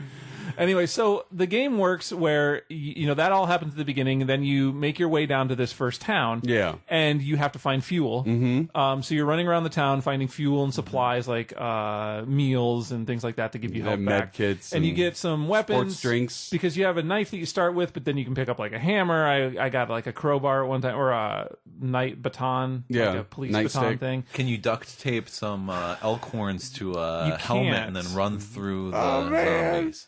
You can't. That is so awesome. But you just brought up something that I wanted to talk about with Tomb Raider, and I forgot. Damn it. Anyway, so you find like weapons as well. You find ammo and equipment. Weapons. Like guns. You find weapons and weapons? Weapons and weapons. Tons of weapons. Ammo and guns. All your weapons. You get like a rifle. But of course, using those things is a louder, and it attracts all the other zombies in the area, because you're going through this town and there's a few zombies here and there. Yep. There'll be bodies laying around that most of them are dead, but sometimes they get back up and attack you. It's a very dead space. I go up and hit them. Yeah. And that aspect of it felt really in your face. Like when they would come at you, it felt kind of, I found myself like pushing back into the couch. Oh yeah, because it was right in your face, and the first person really works there because it's really close, and they're kind of gross looking. They are very gross looking, especially when you hit that flashlight in the dark. Yeah, so you have a flashlight you can use, but so when you do a hammer, you have a light attack and you have a heavy attack, and they take a couple hits with the heavy attack. It's really easy to hit them. They're really not a problem at all. You can lure them out.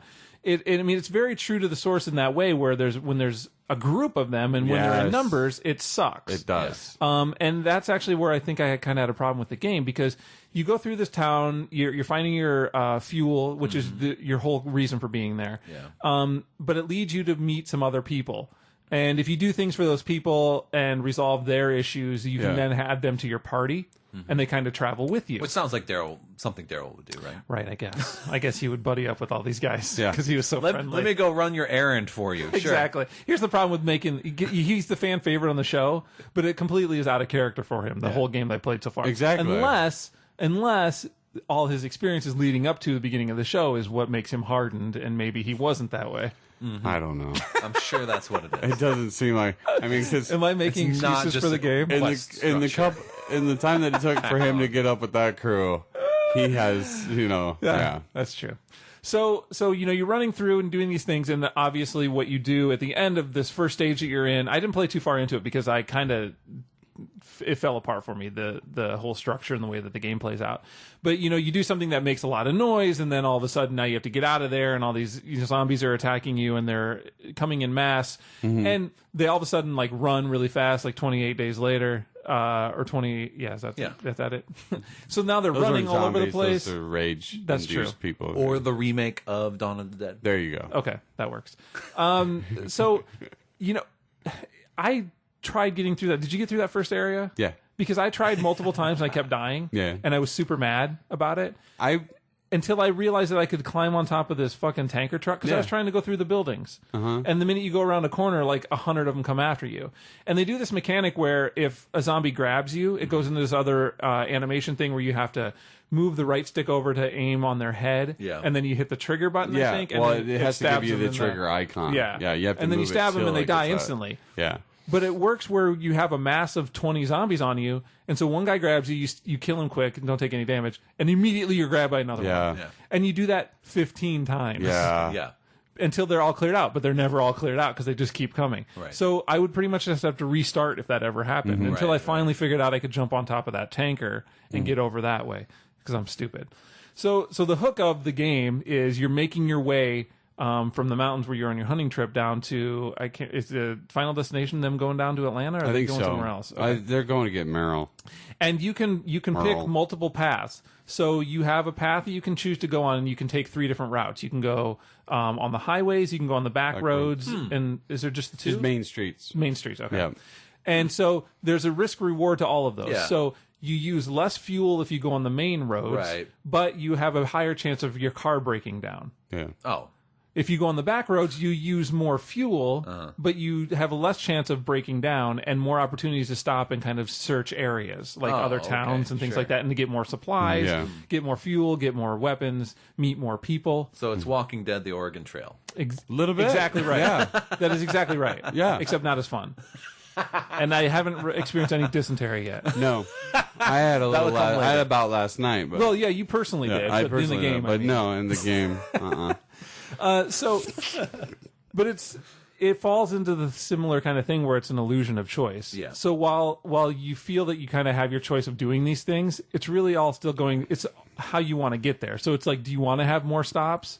And the thing is, the stops that you do, like when your car breaks down, you got to go get something for it. It's really just a couple different set things that you're experiencing or set towns. So it gets really monotonous. Yeah. And like, so at some point I was like, I just want to get down there with the fewest amount of stops because I don't care about finding this other stuff. And you can find other vehicles because you do pick up more people in your party, but you can only carry a couple people depending on your car. I know. I wanted to argue and say, I'm driving a truck. It's got a bed to it. If they decide we throw somebody on the back? I'm like, why do I have to choose who's going? That's a good point. But what I really the other part about it is, well, they also have no interaction, and that's the thing. It's like there's no humanity to the game at all. You kick them to the curb, but you don't know they're done. They're not there. It's just they're not at because there's a screen where you set on missions and you can have your survivors either go look for food, stay at the car. Yeah, because you can have them do things. You can have them go look for supplies, and then they will show you. Well, and you have to arm them. Yep, you don't have to. That's true. I'm just saying. You don't have to. You don't have to. But then you probably should. And that's from your own. That's from your own personal stash too. So I thought that was a little bit weird too. It's just like, especially when the game starts off. You have a gun. Mm-hmm. You're pointing at your dad's head, and then when you wake up, you have to find a gun. It's not in the same cabin. Right. It's further away.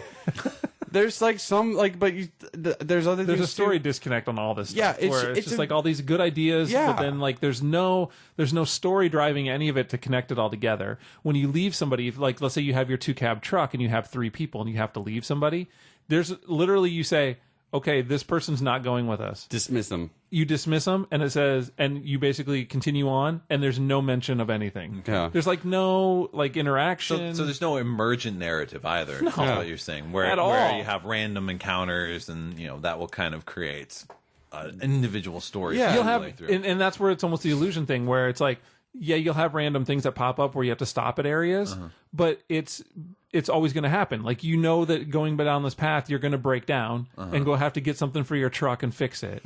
And then that's all you do. Yeah. You go find the item and try to fight some zombies or get around some zombies, and that's it. Yeah. And I think at the next big place that you go to, there's another mission for you to do, and then there's other people you can meet there. Yeah.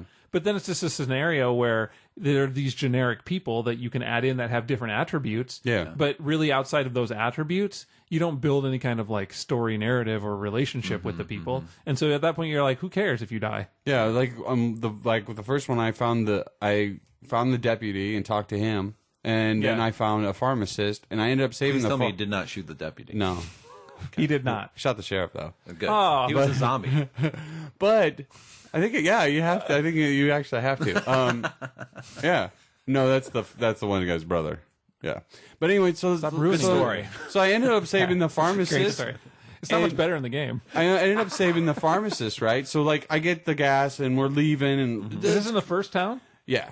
Okay, because I didn't. Or maybe need a pharmacist. maybe the second town then, because maybe I'm forgetting the first one. Or maybe you just missed the farm. This is the kid with the fuel in the first town at the gas station. Yeah, he's a pharmacist. It says it right on his card. Oh, Yeah, maybe I didn't look at on it. his little player card that he has. Oof. Yeah, it says occupation pharmacist. If we would have had an actual dialogue conversation, Yeah. maybe I would have learned that. Yeah. So like I'm like, well, The why guy's never wanna- said 2 words to me. I was like, I was trying to get batteries for the deputy, and now I'm leaving. Yeah, and I'm like, right. So I want to go back and do that. Yeah. I can restart from a level, but I can't restart a level. Okay, and Let me restart from a different like that place. Oh, because you can't go back to that now. No, and you'd here's have the to thing: start over. checkpoints are terrible in this too, because that first level was a good half hour or longer. Yeah. And there's no checkpoint in any point of it. It doesn't save your progress. So I got halfway through it and had to go do something else. And I'm like, okay, well, I'll just quit. And I assume it saves me. When I came back, it starts at the cutscene of coming into that town, and you have to do everything over from the beginning. And I'm like, this is fucking terrible. Like, there's no way to like stop in the middle of any of these missions. Yeah. So it's just there's good ideas. I like the integration. I like the management. I like the idea of like building relationships, finding people, kind of like you did in the Telltale. Yeah. You know, it doesn't have any of it has the gameplay, but it doesn't have the story or the emotion that game has. Exactly. So while that game is more just choosing answers and hitting buttons and QuickTime events, this one is a lot more in depth as far as like controlling your managing your resources and people, but you don't have any relationship to any of them. Who made this one? Do you know? It's Activision that put it out, but I don't something remember. reality. Yeah, I can't. Yeah. Something reality. I'm sorry. I'm so. No, that's all right. I don't remember who it is. But Activision published it. Though. Yeah, there was. I like some of the gameplay aspects. Like there's a peek button, so you can peek around corners, which I thought was really nice. I thought it was nice that it's almost like a stealth game, but I could pretty much use my flashlight everywhere I go because the zombies are obviously blind to light. Yeah, the combat because they hear me, but they couldn't. Like if I had the flashlight on them, they couldn't see. You can that. also. It's terrible because you can also just jump up on objects and just keep killing them. Yeah. And which I also like about that's the thing too is like they don't have a zombie that decides to start crawling behind you. It's not Left 4 Dead where they're gonna get on that. Yeah, top of like everything. like all of a sudden they have like some spitter, and I'm like, oh okay, thanks.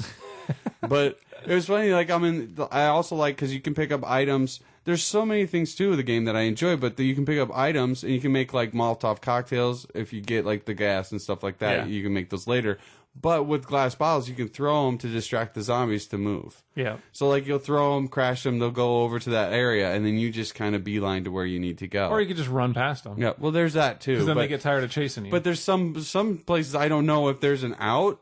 That's true. Like, I'm running, and I don't know if there's an out. And I really like that. Like, there's so much, but the other problems, the other little gameplay that we've been talking about, if they had a story, it takes me out of it. If they had a story and they had character interactions, I'd at least give it the benefit of the doubt. Because really, the only kind of story that progresses is sometimes during those traveling, you talk to Dick's or you talk to your uncle. Yeah, and I want to kick him out of the truck.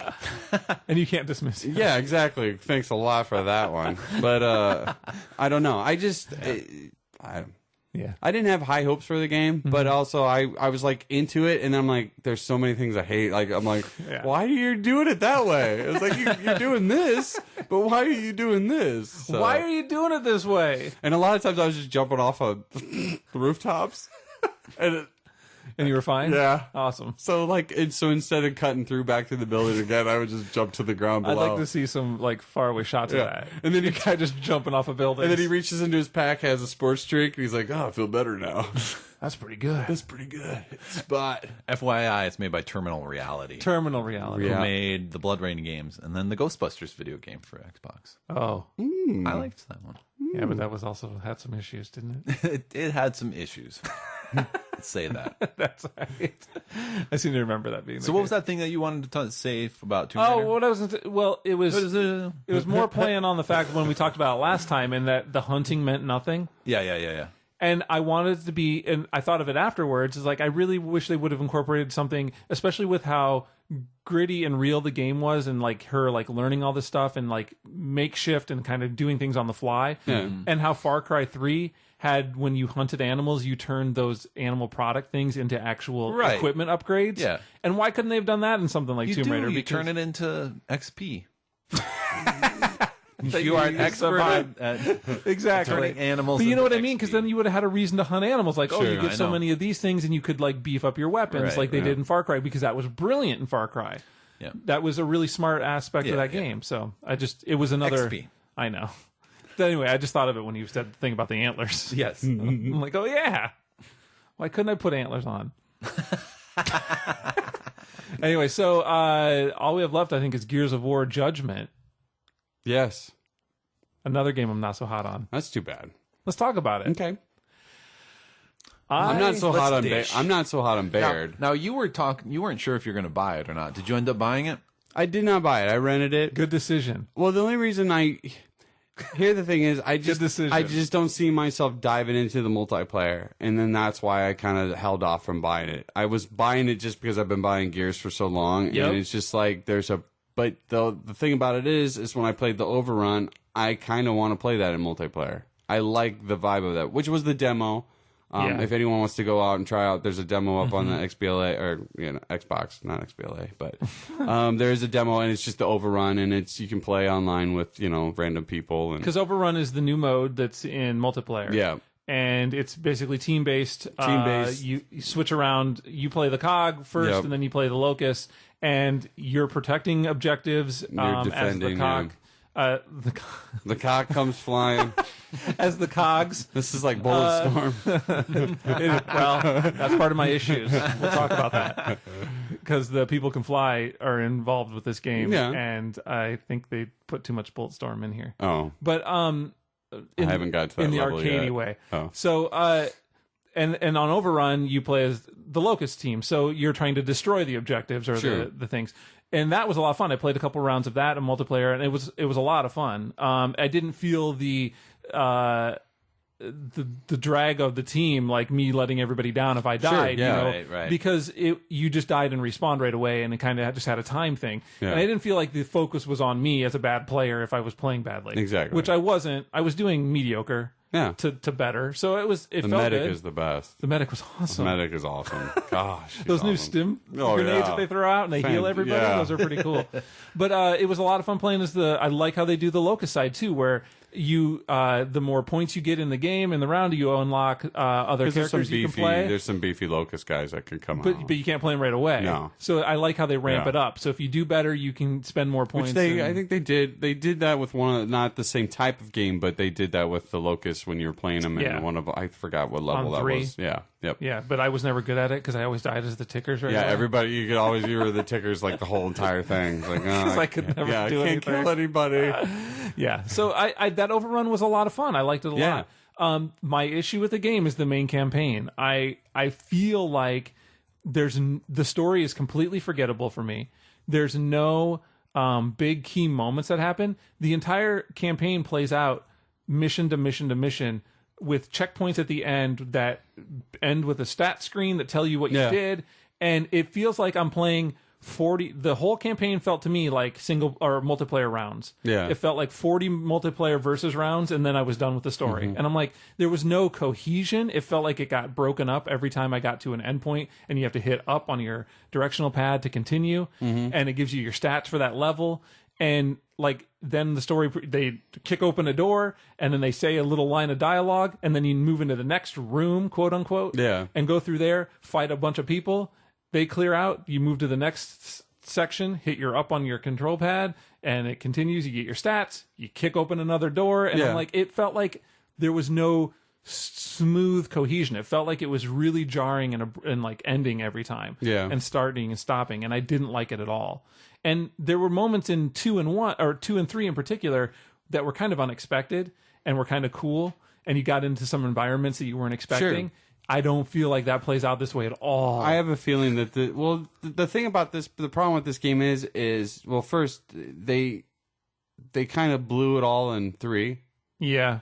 And they knew they wanted to tap into the gears. I mean, that's what it is. It's a cash grab. I mean, right. But it feels a lot how like some of the Assassin's Creed games, like you have those like those like weird titled ones, and they're like you don't understand why it's even there, but now you know because it's for the multiplayer or it's for this or for that. Yeah.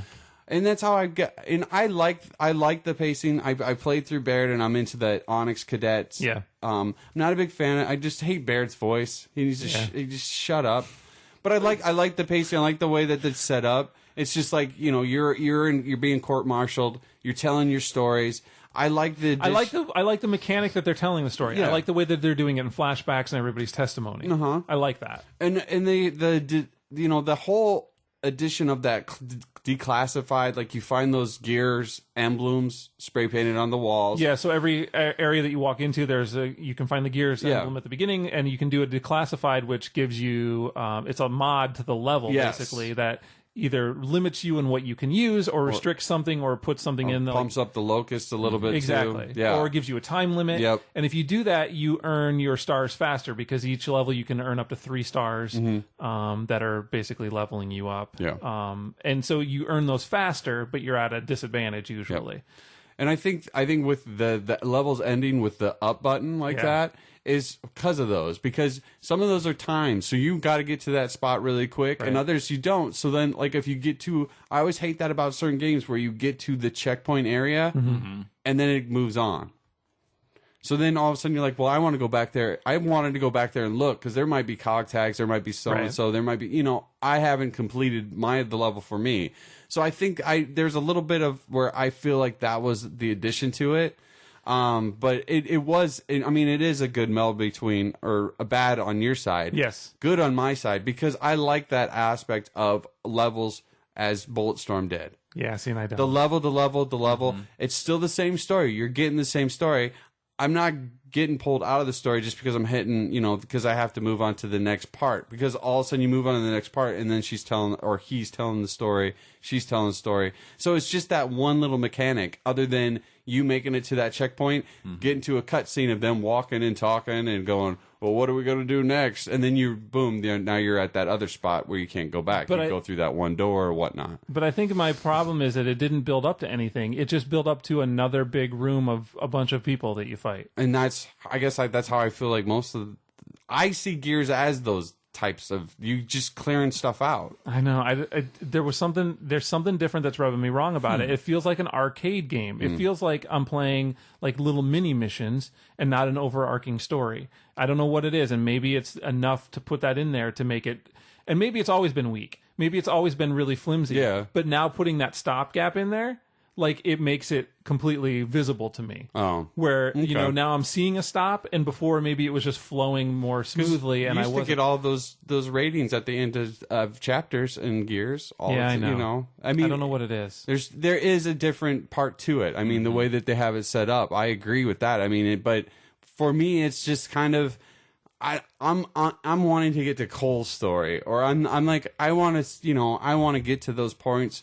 I haven't dived into the multiplayer. I played that demo. Yeah. That overrun demo, which I had a lot of fun with that. What do you think about the changes they've made to the multiplayer? Like no getting downed anymore. You can't grenade tag people. I like that. Yeah, I don't like the removal of downing. Really? Yeah, I don't know why.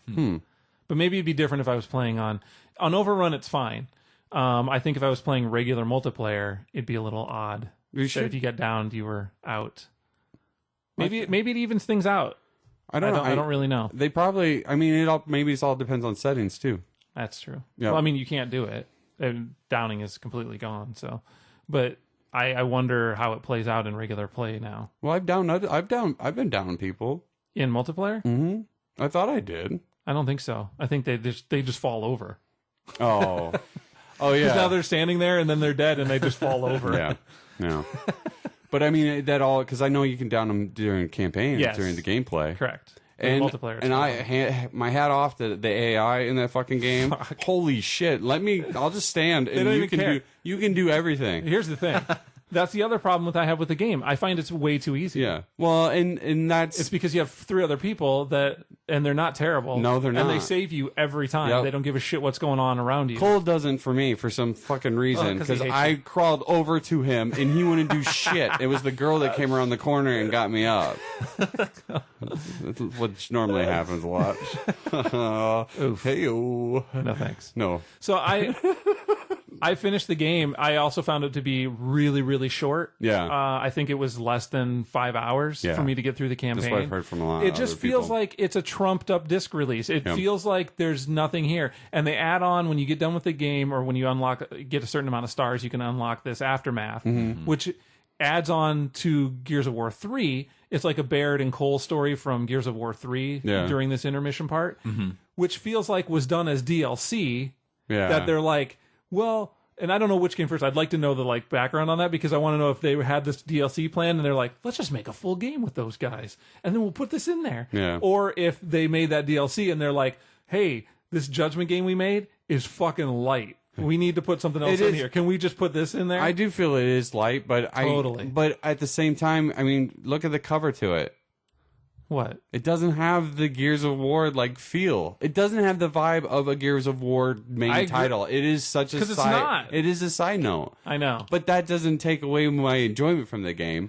It does give me reasoning why I'm not going to flat out buy it. See, and that's a problem, isn't it, for the game maker? Well, no, because there are the other guys that are out there buying it because the multiplayer on it and the things that they've changed in the multiplayer are different.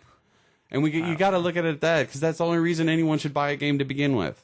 I know, for the multiplayer. But I look at it in the aspect of I bought 1, 2, and 3, no question. Yeah, and then this one I would never buy because that's the story. This is some bullshit side story with Baird, and then you start going, oh wait, why are all these emulsion characters showing up when they didn't show up till the second one? I don't even want to get into that. Yeah, exactly. I had that problem too. See, but then why do we have new weapons now that we've never had for the last? But they're all the 5 years. But they're all the Lancer, the changed ones from 3. You know, But they have new ones. But you got to look at it also as you were Dom in what's his name? Felix? Not Phoenix. Phoenix? Felix. Yeah, Felix. Marcus. Yeah, they were the odd couple. Marcus Felix. They were the odd couple.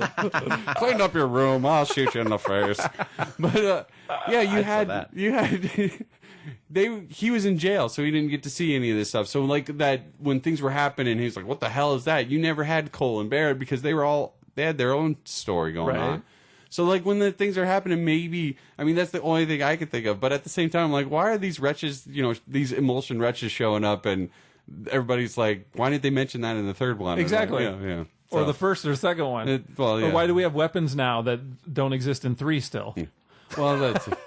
Why all these years ago did we have stim grenades that gave health back, but now we stopped using them? Well, those are only for the Onyx cadets, maybe. I don't know. Yeah.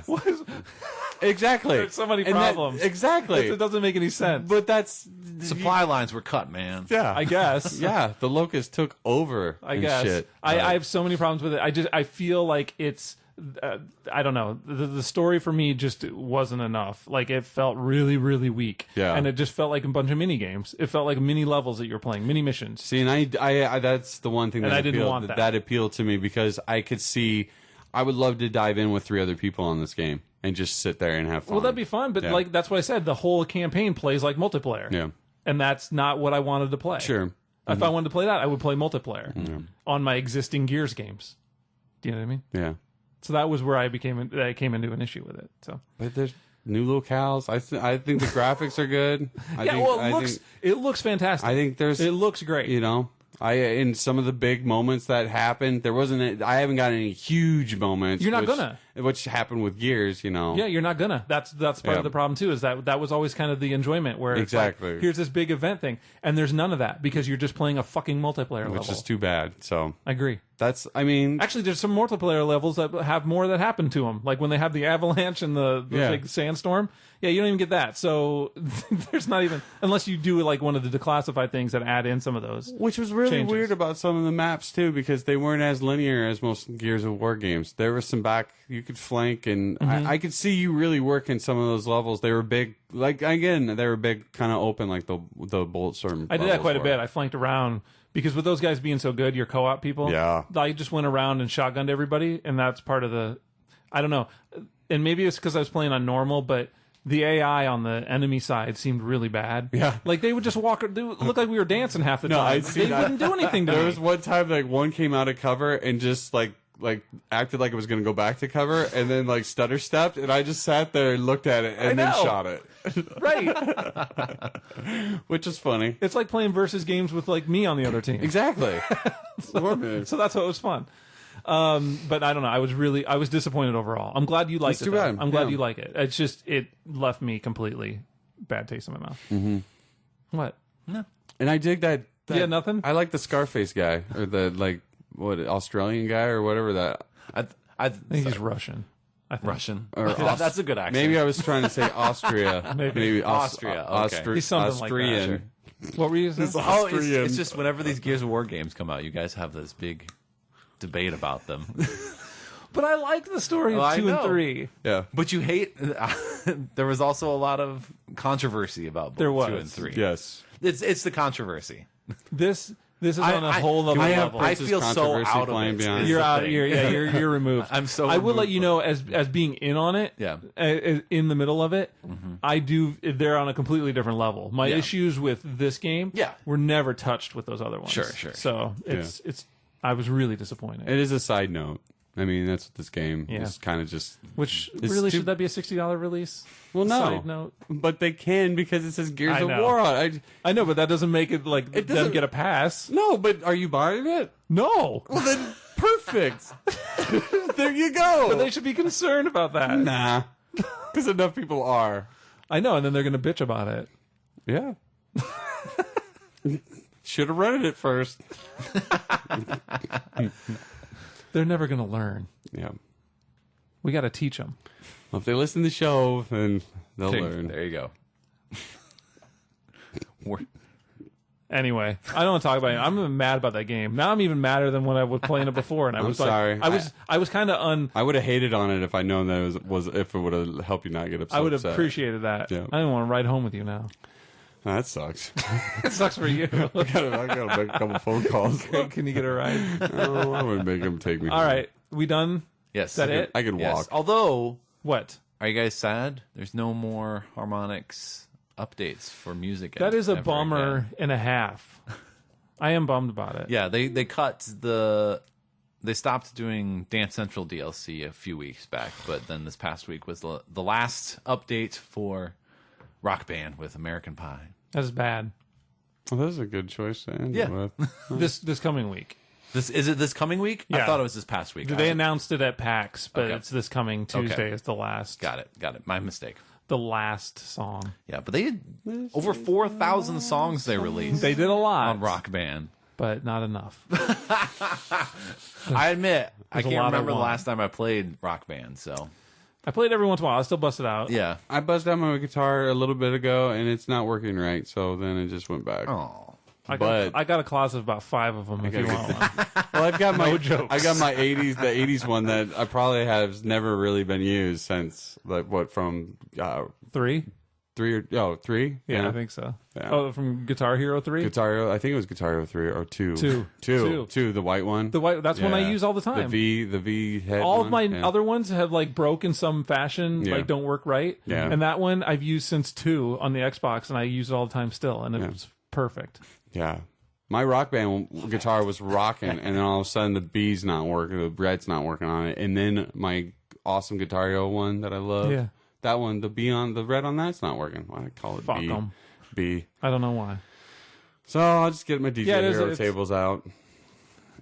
We got those still. Yeah, it's a bummer. I wanted more stuff. Yeah. What happened with them? I didn't hear it. Licensing or something? They just done? Who? Harmonix? Harmonix, they're working on other projects right now. They're just done. They're wrapping it up. Yeah, so they want to draw those people off of those. What was it? 4.5 years? 10-year, 4.5 years, at least 5 years, something like that of DLC every week. Yeah. I think there was 1 week they didn't have anything. pretty much. Yeah. In that entire run. That is nuts. It's a good run. Yeah. I wish they would discount some of that shit now. Then get on it. It's crazy some of the deals that have been showing up on the Xbox with some of the. I mean, they come up. You Yeah, just they gotta need pay more. attention They to need those to discount them blades. all. Yeah. All those tracks. I'll buy some more. I got no room for them. I got no room for the ones I got already. Seriously. Put them in so many tracks. Put them in the cloud. So many tracks. All right. Is that it? We're done? That's it, yeah. All right. We're going to have the contest at the end. Yeah. So don't forget to listen to We're that. going to play that at the end. Stick it out, folks. Yes. This is when you normally turn it off. But actually, you probably turned it off about Normally 40 when we minutes turn ago. you off. We turn them off at...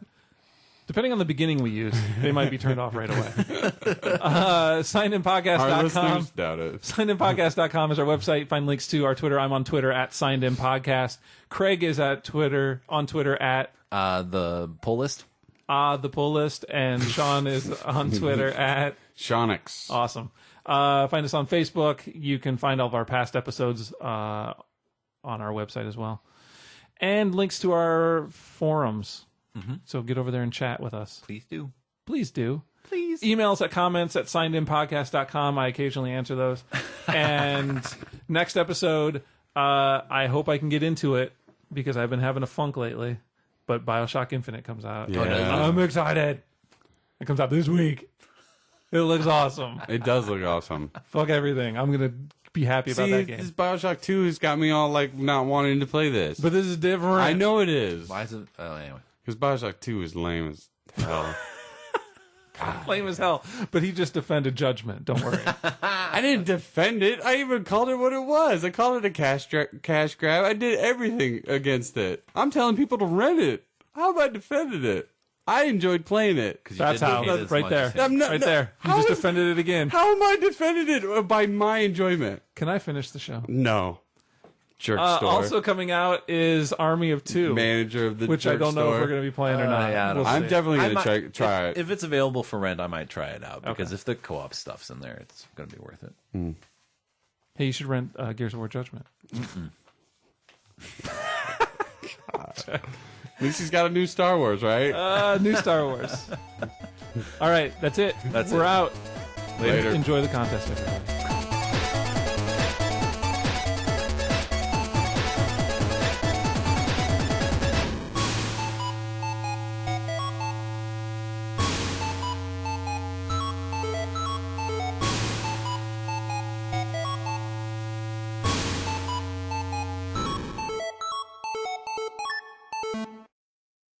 The following is a deleted scene from Aliens Colonial Marines, as written by Greg DeLacy, produced by Craig Dresser and Pseudo Radio Productions, starring Craig Dresser as the narrator and Sean Wedding as Sergeant Apone.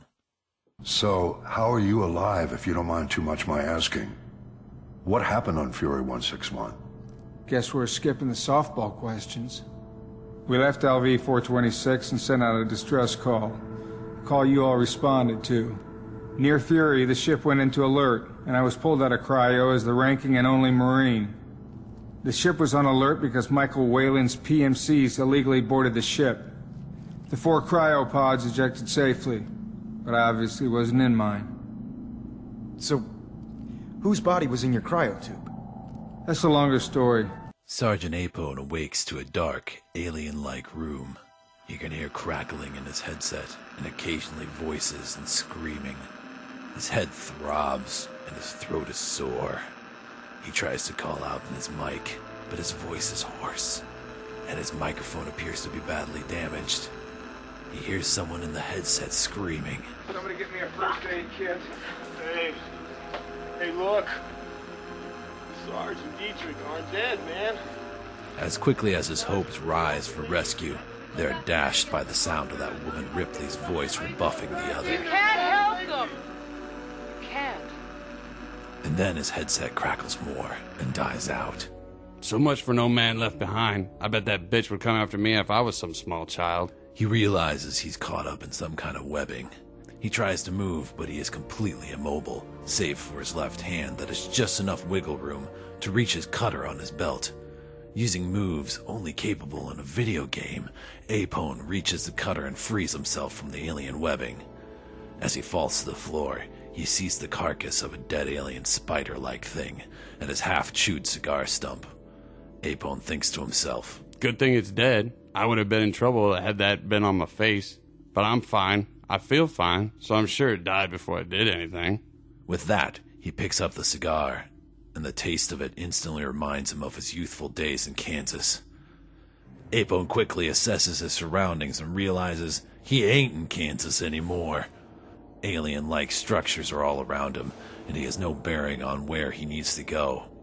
2 corridors present themselves to him, one slightly leading up and one slightly down. Obviously, he should head down, as going up would just make too much sense, and all his previous training plus hundreds of hours watching horror movies tells him down is actually the right course. As he makes his way down, he happens upon a sewage system that ties into the alien structure. He follows it in the direction the water travels. Suddenly, he sees a bunch of aliens, but instead of being hostile, they seem blind and unaware of him. Well, that's a lucky break for me. He sneers as he tugs on his moist cigar stump. He creeps along silently as the unaware aliens just rummage around, bumping into walls and each other. Occasionally, they just stop and explode for no reason and take out other aliens near them. Too easy. Apone thinks to himself. Just too dang easy. Apone reaches a new stretch of alien tunnels, but this seems different. More advanced, almost human-like. It brings him to the surface, and he can tell he is miles and miles away from anything he recognizes, but there's an alien-like building looming in front of him. Better inside than out, he quips. Inside the structure, it appears to be some kind of hangar from a human-like race. He sees one of the dead human-like aliens in what looks like a telescope, with its chest blown outward. Absolutely don't want to end up like that, Apone hisses as he chews faster on his cigar. Next to the alien, he finds a gun on the floor.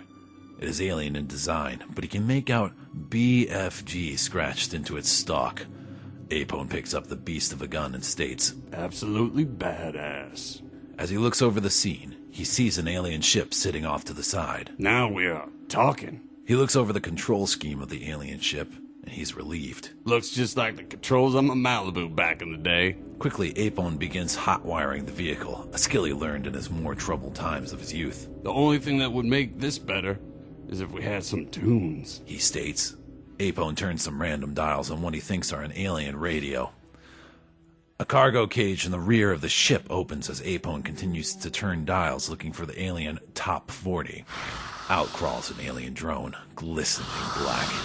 It makes its way towards the cockpit in an almost pedestrian gait. It hears Apone and knows what it has to do. The alien follows its DNA to a T and walks forward, arms stretched outward in an almost hug-like pose. Apone sees the alien out of the corner of his eye and wheels in the cockpit chair, BFG weapon in hand. The gun roars to life, shredding the attacker with just one shot. Alien bits and blood coat Apone, and he instantly begins to sizzle like bacon. Apone screams in pain as he strips out of his gear. So damaged with his clothing that only his boxers survive, including his dog tags. Apone himself is unrecognizable now as his face and hair are all burnt off. He's dying. He knows it. And on top of that, his belly seems to be rumbling something fierce. Must have been a bad taco he had back on the ship. Regardless of his discomfort, he got the ship up and running just well enough to make for the USS Sulaco.